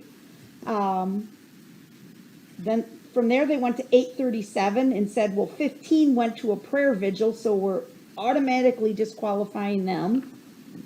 They got down to 822 and they said 188 of them either donated to a fundraiser, attended a fundraiser, or were members of a social media group in support of the parade victims, or had some display of solidarity. Those are 4 vastly different things, right? If I gave $5,000 to a fundraiser, I think that's very different than putting a blue light bulb at my house. But they clumped it together and said, we're going to automatically exclude those 188 people. And then they got down at the bottom of page 8. I think from there, they narrowed it down to 634 people. They automatically disqualified 192 of them for reporting that they were personally adversely affected by this incident. But again, who wasn't? Who couldn't be personally adversely affected by this incident, whether you're sitting in Germany or in Waukesha County and you hear what happened? Who would not feel some trauma, some response to that as a human being? But they automatically excluded those people. Then on page 9, they're down to 442 people. They said an additional 27 were personally familiar with someone injured or affected by the parade. So I assume they've remove them, although to me that overlaps with the very first question, do you know somebody who was at the parade? It's got to be a similar pool of people they're referring to there. They get down to 415 potential jurors. 28 have viewed the court proceedings in this case. Doesn't automatically exclude them in my opinion, but to them it did. They get down to 387. They subtract another 13 who said they have kids in the Waukesha School District. And then at the very end of the second to last paragraph on the bottom of page 9, at the end of their brief, they say, of those remaining few hundred jurors, 125 of them reported following the news on this case moderately to closely. So I'm assuming, going back to the 387 minus 125 that they're identifying there, we still have well over 200 people, even under every filter that they've used, 200 potential jurors with no objective or subjective bias that could be brought to this courtroom in question to get to 16. Definitely enough people, Judge, after we've already filtered to this extent. They comment about 226 indicated they could not serve as a juror for that length of time. I guarantee you, no matter where we go, we're going to get a high number on that question. Nobody is going to easily be able to set aside a month of their life to devote to this trial. We understand that. That number probably would go higher if we had to bring people from another county to Waukesha and sequester them. So that's not any reflection on this community. That's not saying I won't serve as a juror for a month because I think Darrell Brooks is guilty. That's just reality. And people having a lot going on in their lives in today's world. Sending this or selecting a jury from another county is not going to cure that by any stretch. So we stand by our process, Your Honor. We think there's several hundred people using subjective and objective bias measures that could be brought in as a potential pool to serve on this jury right here in Waukesha County. I think it's remarkable, Your Honor, that even, again, in the defense brief, they say on page 5, top of page 5, the list of those victimized in the community is reported to be more than 560 individuals. That sounds like a lot until you remember Waukesha County has 400,000 people. So 560 were victims out of 400,000. Well, we know how it turned out. The motion was denied. The trial was held in Waukesha, and they did not pull in a jury from another county. I've referred to the filing as a motion to change venue. I would agree with Attorney Perry. It covers more than a request for change of venue, and I do cover that in my decision here today. Significant to the issues presently before this court is the affirmation that through the use of carefully planned and executed voir dire and the careful identification, inspection, and extensive screening of prospective jurors through voir dire, outside influences of even pervasive and adverse pretrial publicity do not inevitably lead to an unfair trial. There is no blanket constitutional requirement that the trial court ask each prospective juror what she heard, read, or saw about a case. Instead, it is the responsibility of the trial court to conduct a thorough jury selection process that allows the judge to evaluate whether each potential juror is to be believed when that juror says she has not formed an opinion about the case. The constitutional guarantee of a fair trial before an impartial jury is not synonymous with a change of venue. A change of venue is only one method of guaranteeing a fair trial. The court may look to other methods, including an expanded and carefully crafted jury selection process.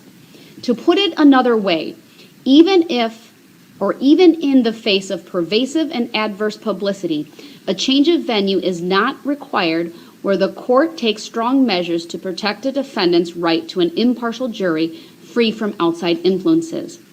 In evaluating the motion to change venue now before the court, it is imperative that this court discuss the McKissick factors. 1.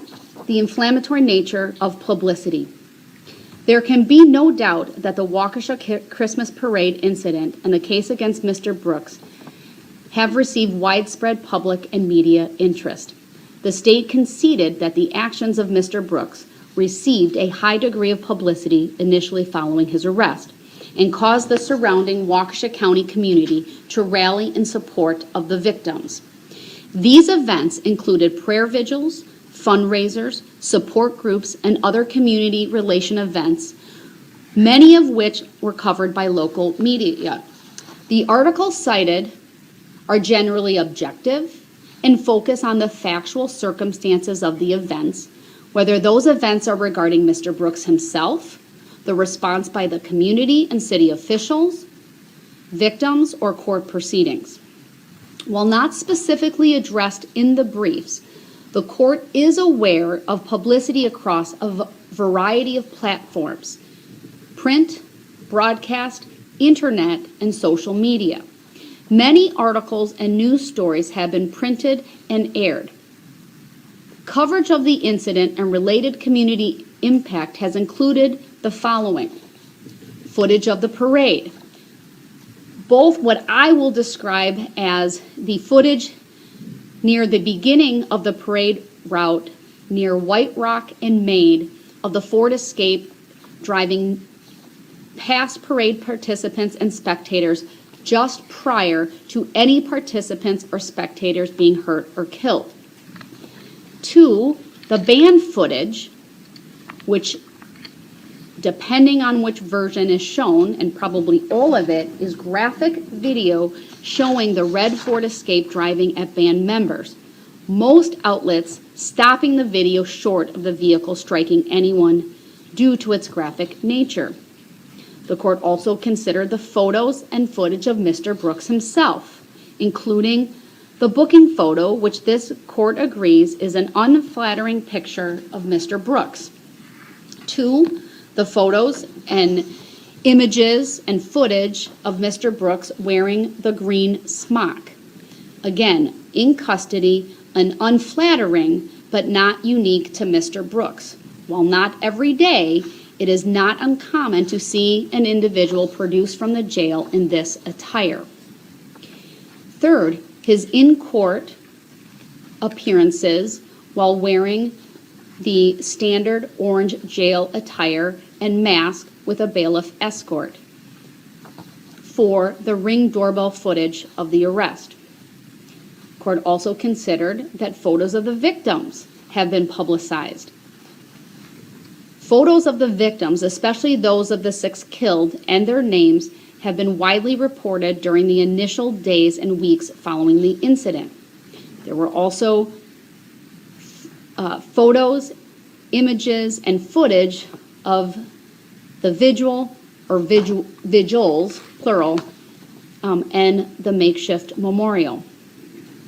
No doubt, news reports, both video and print, on various topics initially permeated this area.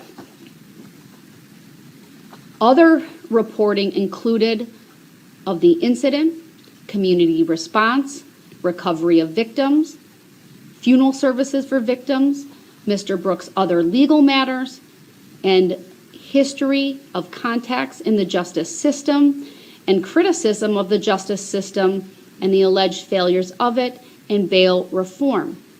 Social media has popped up. There was reference to the community Facebook page and other social media applications. The courtroom proceedings have been live streamed. Photos, recordings have been played on news media as well. November 21 of 2021 will no doubt be a day many people in Waukesha County do not soon forget. It is not every day a vehicle drives through a parade. However, in general, the nature of the publicity has been factual and objective. Even the news articles, whether online or in print, that criticize Mr. Brooks being out on bail and the calls for bail reform were objective and factual. Overall, they were and continue to be factual in nature and not in an attempt to influence public opinion about the guilt or innocence of Mr. Brooks, or even of what punishment he should receive if convicted. Nothing about the articles and other evidence submitted by the defense leads this court to find the publicity has been inflammatory. While it has been prolific at times and even adverse to Mr. Brooks, given the nature of the charges, the information and reports about the incident have been straightforward and consistent with information publicly available in the criminal complaint. They all generally appear, again, to be factual and do not create a presumption of prejudice or an attempt to influence public opinion. Nonetheless, the parties will be able to question jurors during the jury selection process about whether any exposure to publicity has resulted in the prospective juror forming any opinions related to this case that would impact the juror's ability to be fair and impartial. Number 2, timing and specificity of the publicity. As noted by the state, this factor is similar to the first factor, but focuses more on the pervasive nature of the publicity and the timing of it relative to the trial date. Even with the added information about publicity in the defense supplement, it is clear to this court the most intense media coverage occurred immediately following and in the first few weeks following the parade. It is also true that media interest increases around court dates related to the case. That is not unique to this case and is true for any case that grabs public attention. The best available evidence is the Google Trends graph submitted by the state. Despite the limitation noted by the court, the search words and phrases analyzed are broad and cast a wide net in an attempt to gauge state and local interest in the case, and yet focused enough to provide valuable information to this court. This graph shows that while there is a steady interest in, quote, Waukesha, the confluence of all three peaked in the immediate aftermath of the incident. Moreover, the court has no reason to doubt the oft-quoted axiom that the passage of time diminishes the prejudicial impact of pretrial publicity and allows for memories and passions of readers and viewers to fade. And I have no doubt that will be the case here, noting that the trial in this case is scheduled to start almost 10 months after the incident occurred. Moreover, any concerns over juror prejudice and pretrial publicity can be further explored through the jury selection process. 3, the amount of difficulty and degree of care employed in jury selection.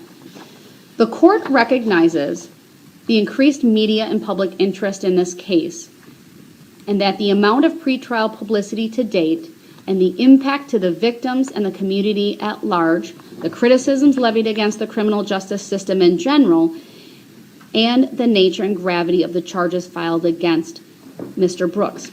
This is why the court has started to take and will continue to take strong measures to ensure Mr. Brooks is tried by a fair and impartial jury.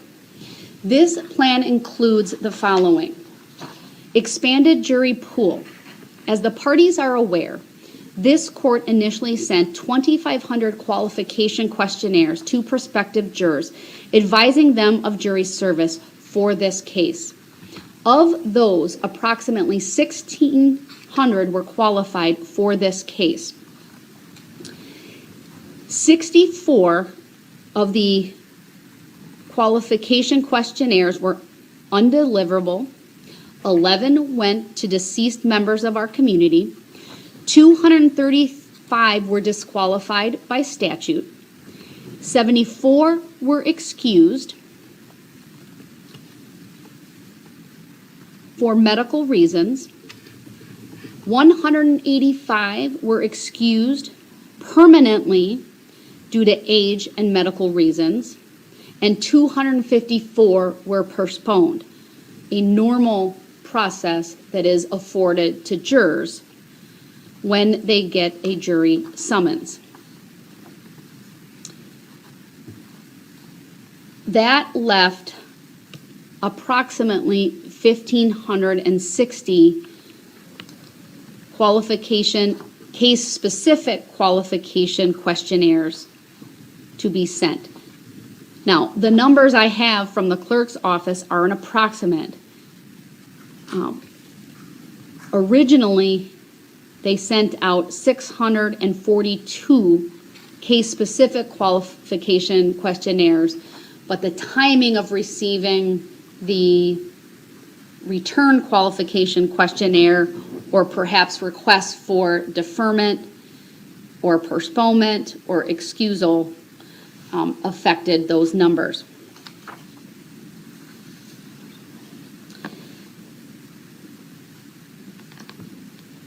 For this expanded jury pool, the court then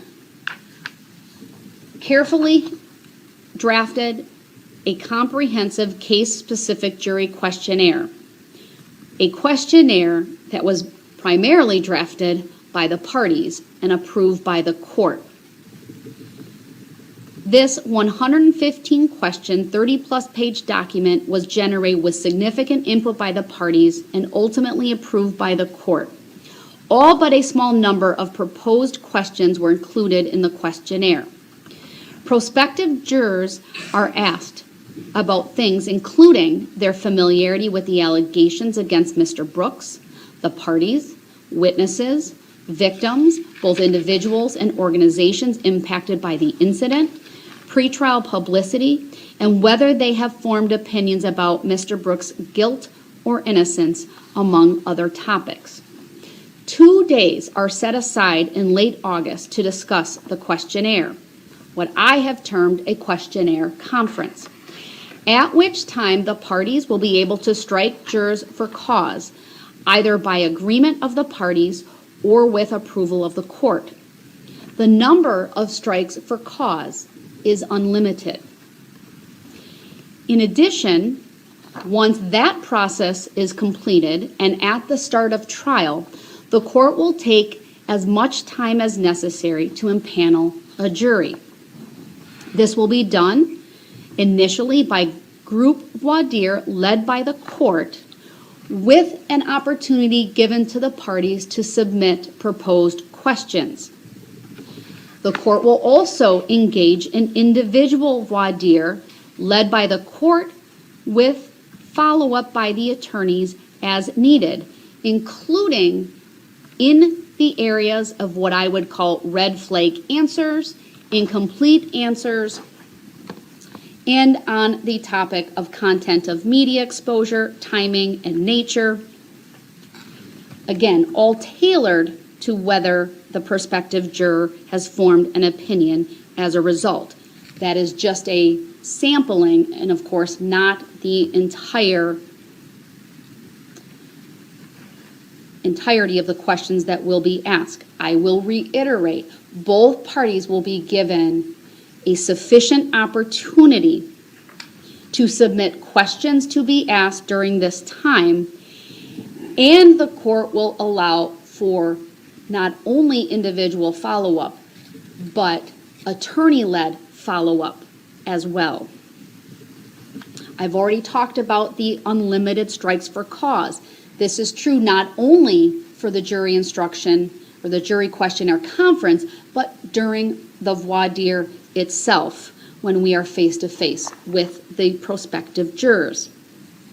The court is also going to give the parties additional preemptory strikes. In a case such as this, the parties would normally have 7 preemptory strikes, 6 because the charges include an intentional homicide charge, and 1 for the alternates.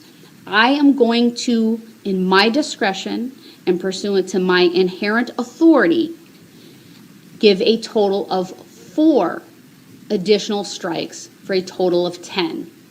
So 6 plus 1 for each alternate impaneled, the goal of which is to seat 16 jurors, of which 12 to ultimately decide the case.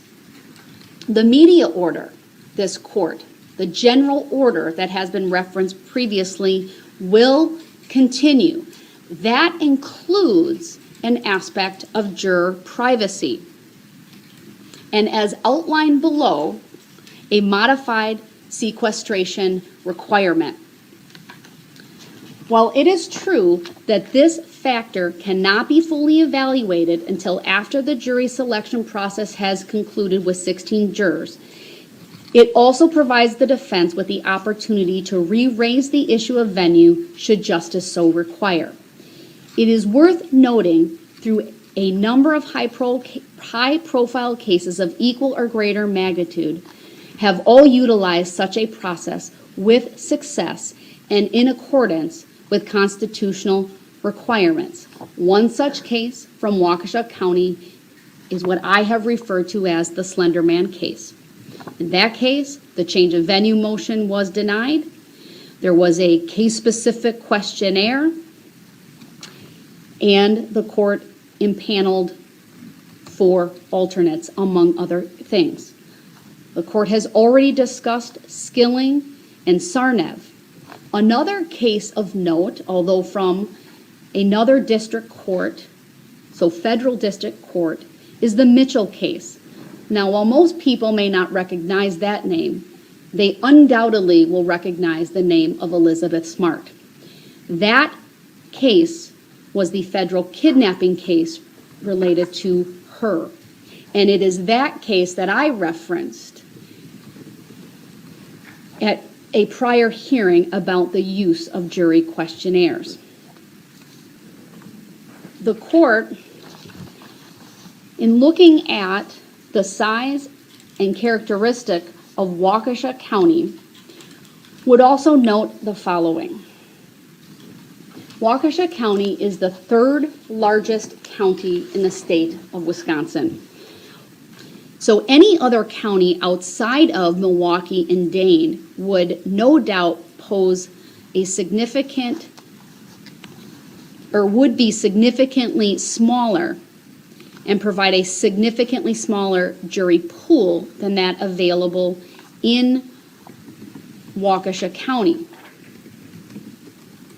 The court would not consider Milwaukee an acceptable alternative, primarily because they have a significant backlog in their criminal courts, have significant staffing challenges, both as it relates to court reporters and court staff, and a limitation of space.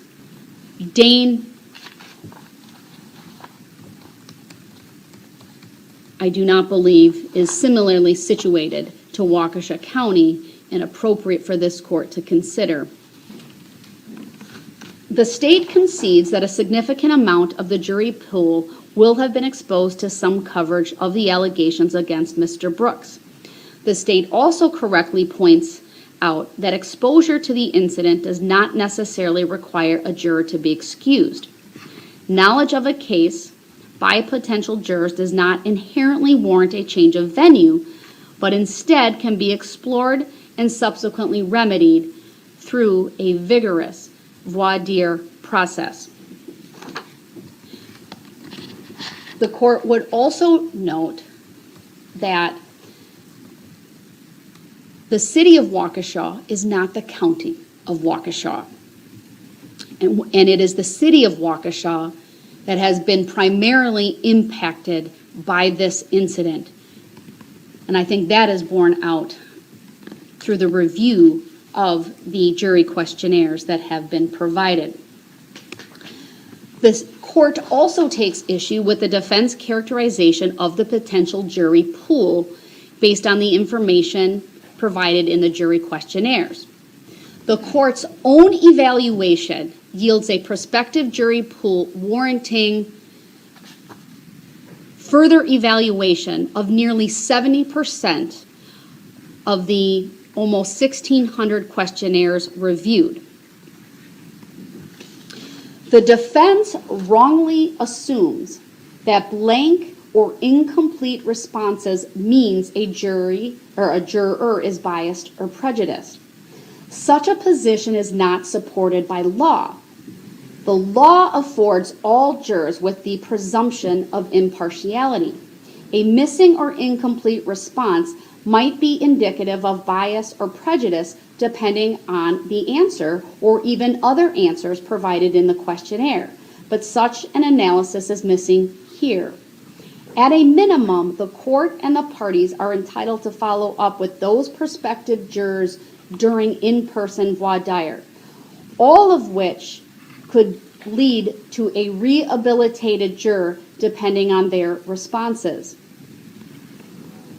The defense fails to take into account this process that is scheduled to start in August and for which the court has set aside 2 entire days.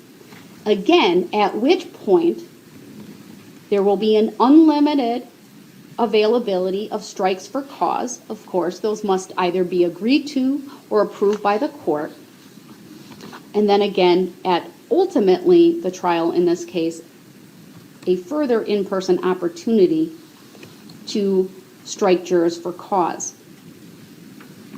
However, in this case, the winnowing of the prospective jurors at this time must be the result of an adversarial hearing and not based on conjecture or speculation. The court just wants to note that at the time that I analyzed all of these questionnaires, not all questionnaires were received. Overwhelmingly, the vast majority of them had. My numbers are of 1,554 jurors who that have responded. And again, while some have trickled in since that time, the number is too small to be statistically significant. And even if they all contained negative attitudes toward Mr. Brooks, they would not change the analysis of this court.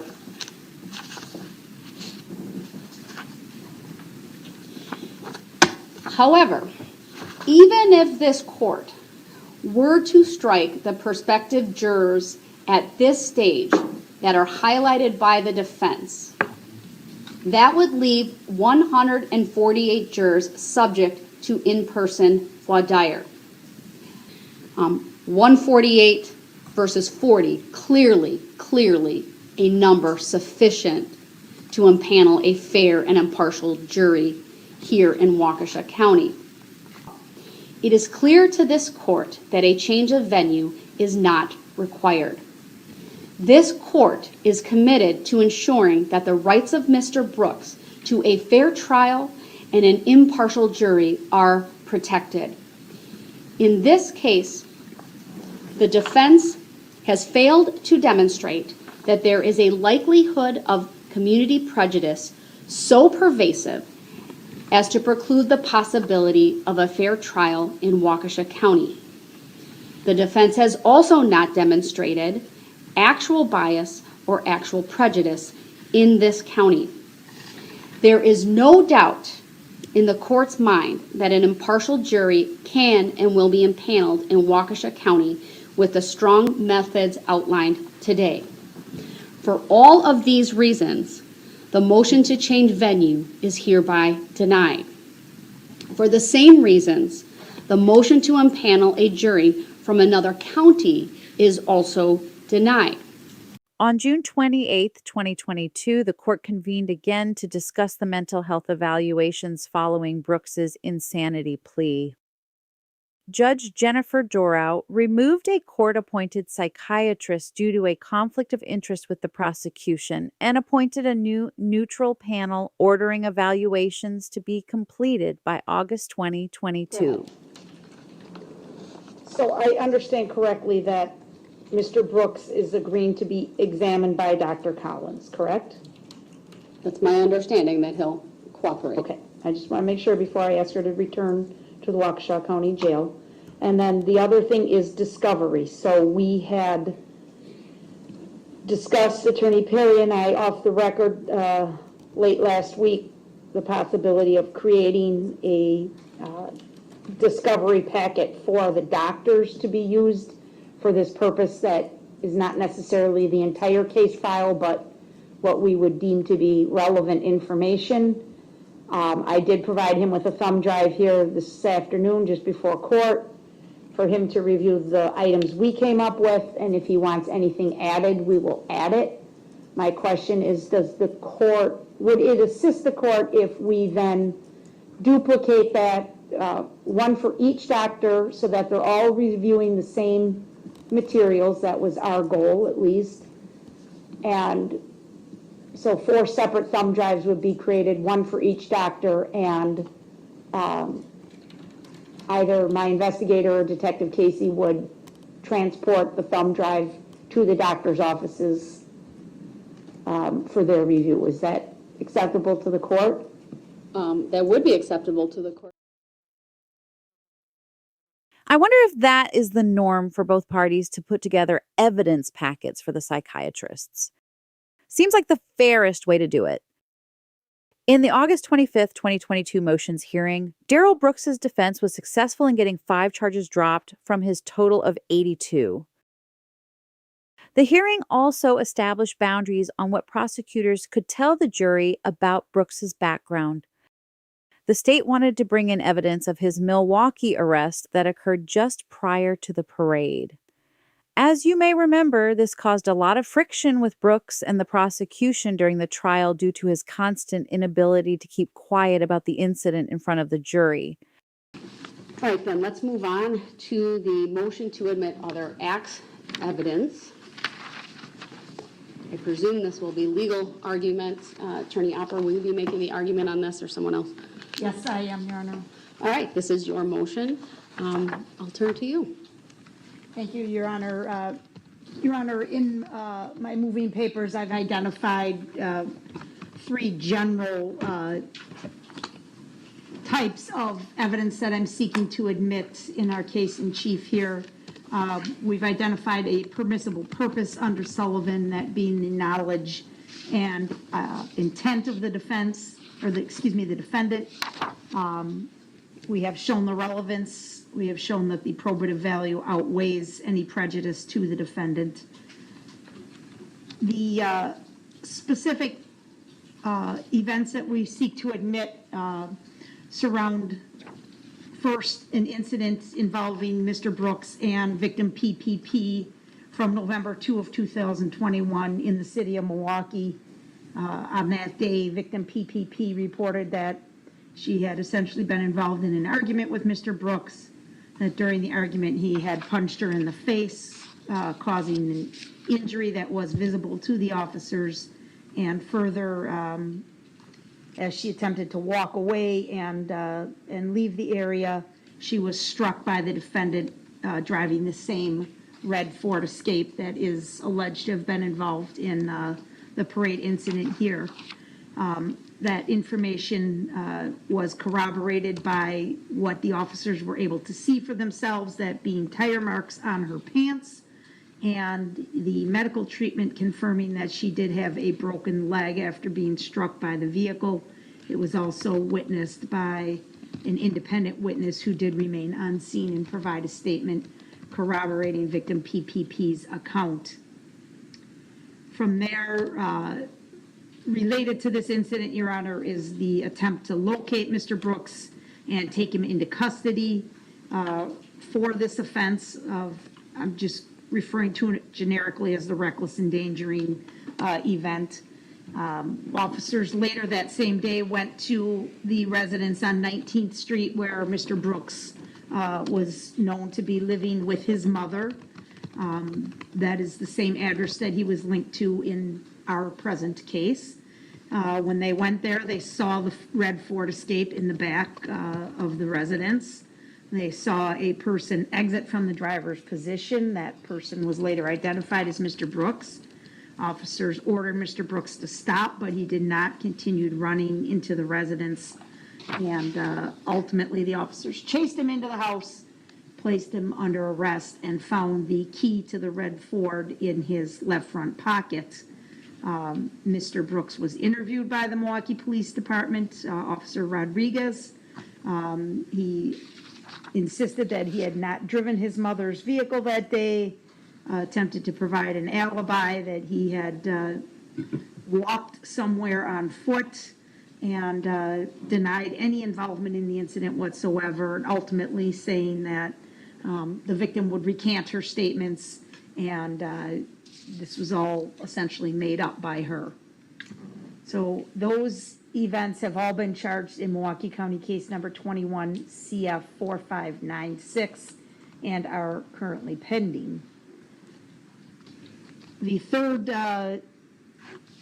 category of other acts that we seek to admit is that upon Mr. Brooks' arrest on November 2 of 2021 by the Milwaukee Police Department, he was incarcerated in the Milwaukee County Jail, held on cash bail until he was released a few weeks later, I should say. During the time he was in custody in the Milwaukee County Jail, he made several phone calls to victim PPP, and it's alleged that during some of these calls he was intimidating her and making statements regarding the reckless endangering crime that he had been charged with. The victim intimidation based on jail calls was charged and is pending in Milwaukee County case number 21 CF 5020.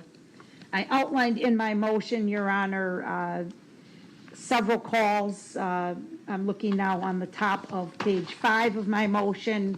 There's a call from November 4 of 2021 where he's instructing the victim to be quiet and not say anything about what's going on.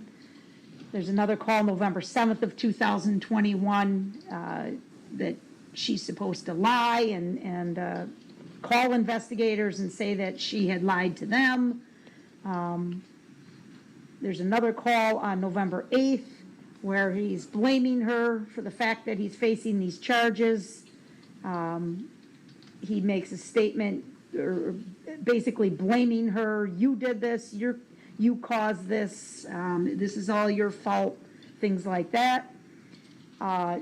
During a call on November 11th of 2021, Mr. Brooks is quoted as saying, "Why in the hell would I just try to mow her down knowing I could kill her like that?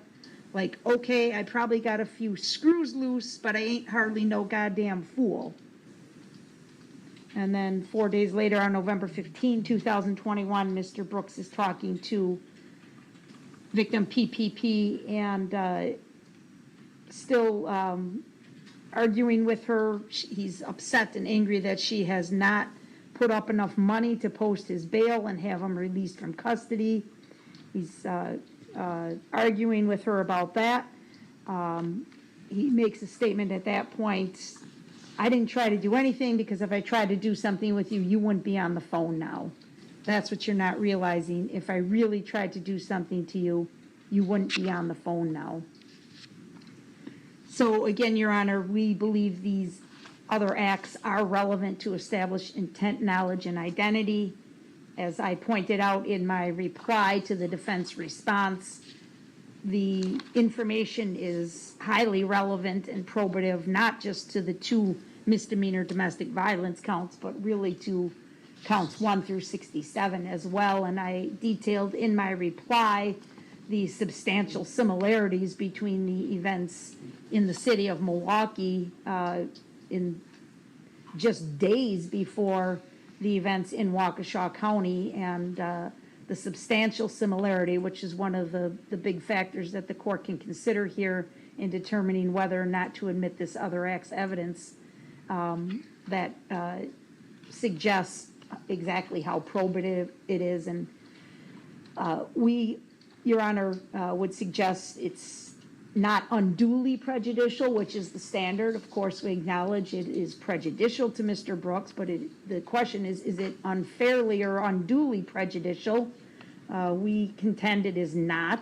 There were many other occasions where Mr. Brooks had been charged with domestic violence or acting in a violent manner that we are not seeking to admit here. We tried to be reasonable in our request. We understand the allegations in this case are significant and will take a great deal of time to present to the jury. We didn't want to turn this into, trying to prove many other counts on many other days.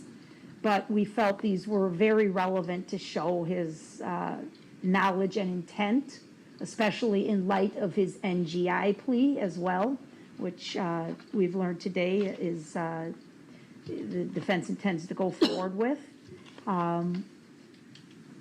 His words and actions in the days leading up to November 21 of 2021 make it highly relevant for that issue as well. But as I wrote in my reply, Your Honor, I mean, the bottom line here is understanding the defendant's state of mind at the time he engaged in these incidents, whether it's in the context of the NGI plea or not, are going to be an issue for this jury, we suspect.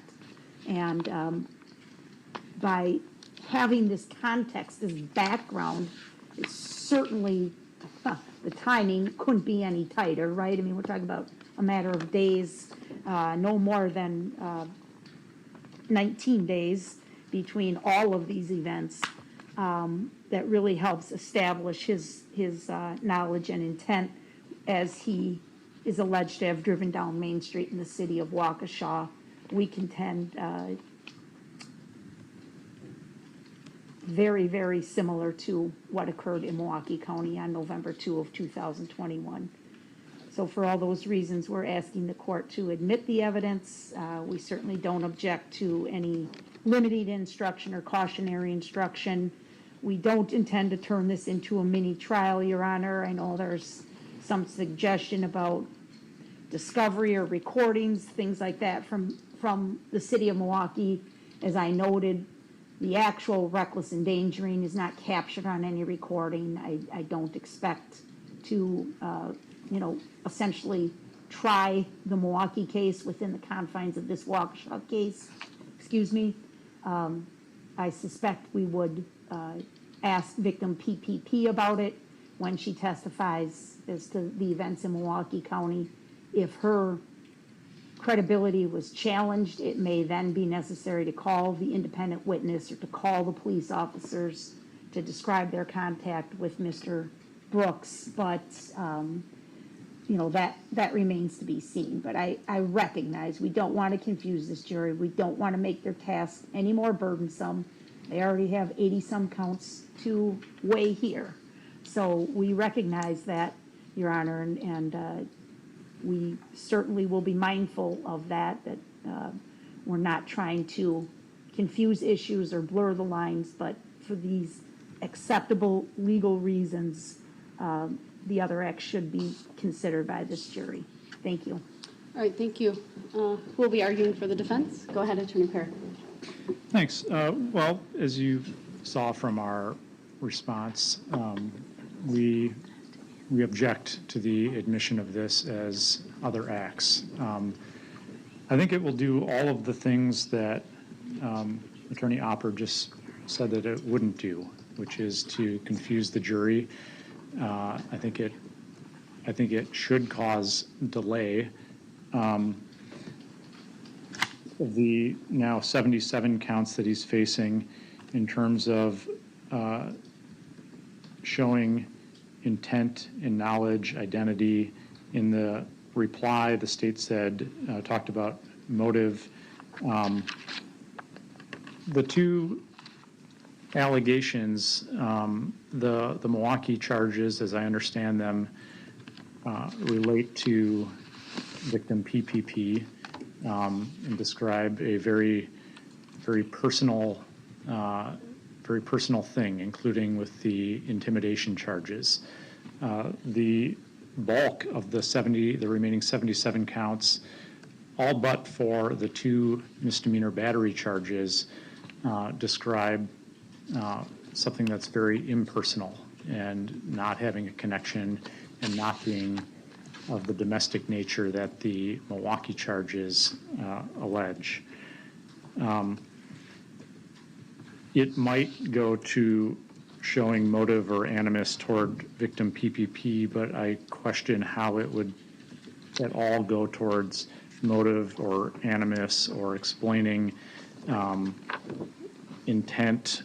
You know, the required mental state when Mr. Brooks is charged with both being intentional and reckless in these 77 counts of how his actions or the allegations of what happened in Milwaukee with victim PPP go to show that in Waukesha. In terms of the delay, and I saw, we saw in the state's reply the assertion that that these reports were sent to us in April. We didn't see them until yesterday afternoon when they were emailed to us. We received video, and I understand Attorney Opper is saying that the video isn't all that relevant. At least that's how I think I heard it. But we received over 4 hours of different body cam and surveillance video just this month. This is, we are operating on a really, what I think is an accelerated timeline to do a lot to prepare for a tremendous amount of charges with, 30-some pages of witnesses that were listed and just reams of discovery. And to introduce now allegations that are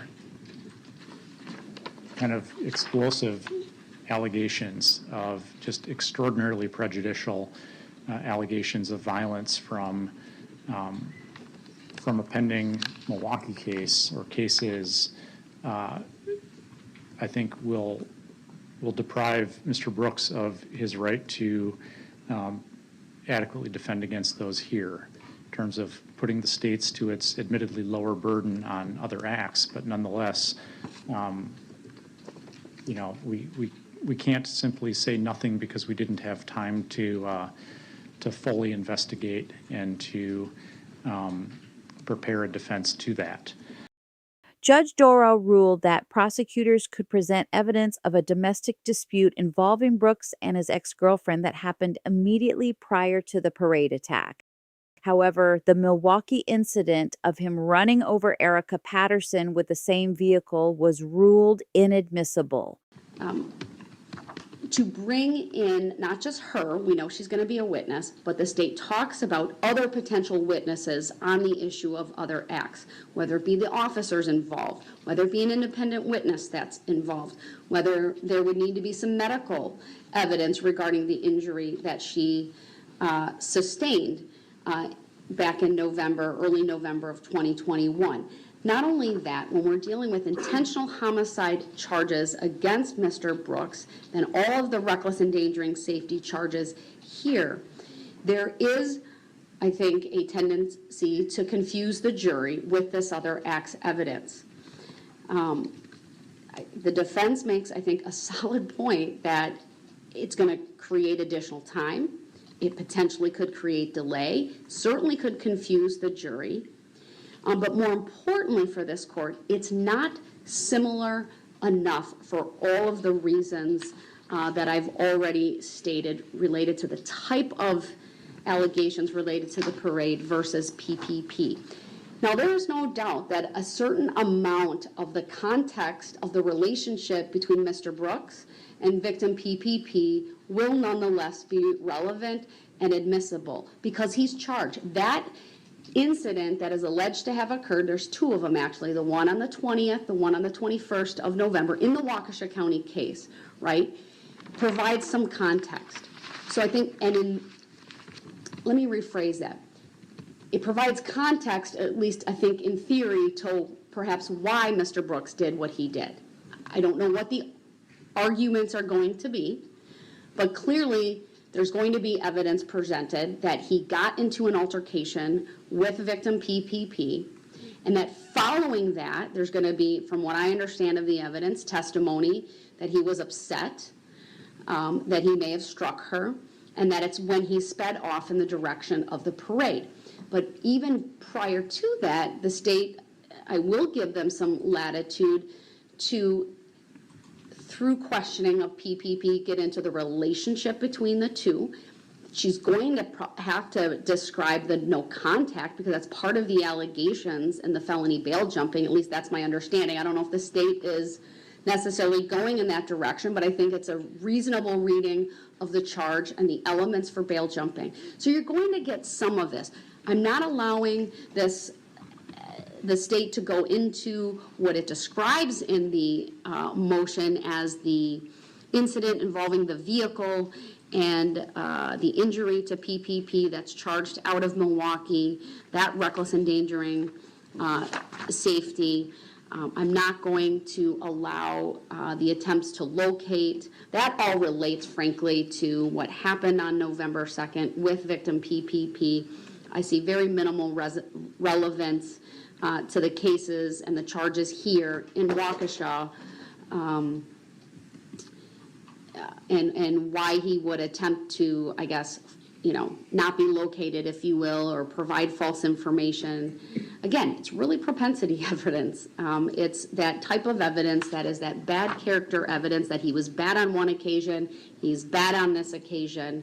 I don't want to confuse the jury by it. I don't think a curative instruction would be sufficient.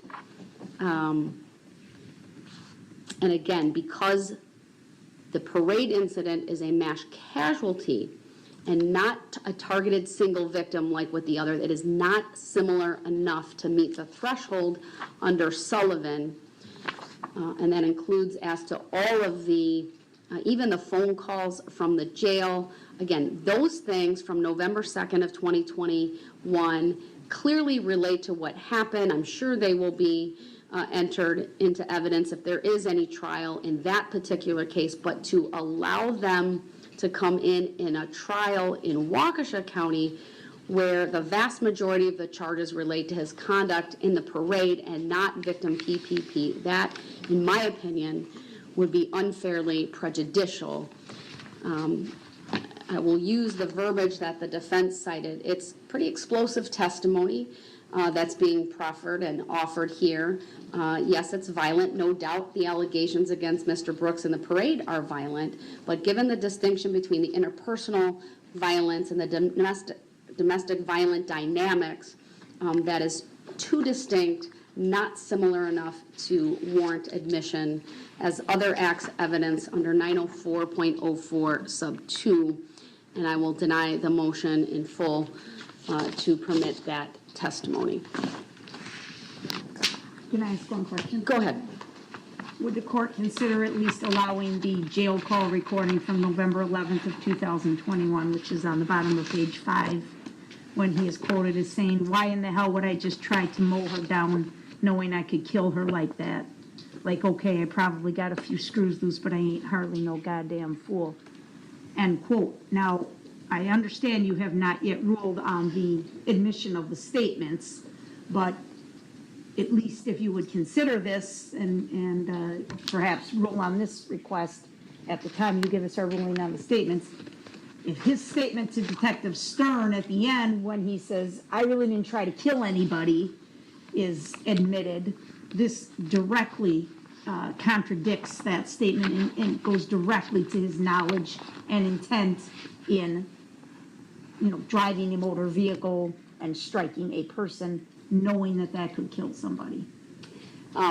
It's still too attenuated. That was a statement that, from my perspective is directed and related to the incidents of domestic violence that are alleged against PPP in those Milwaukee County cases. His conduct in Waukesha are simple batteries.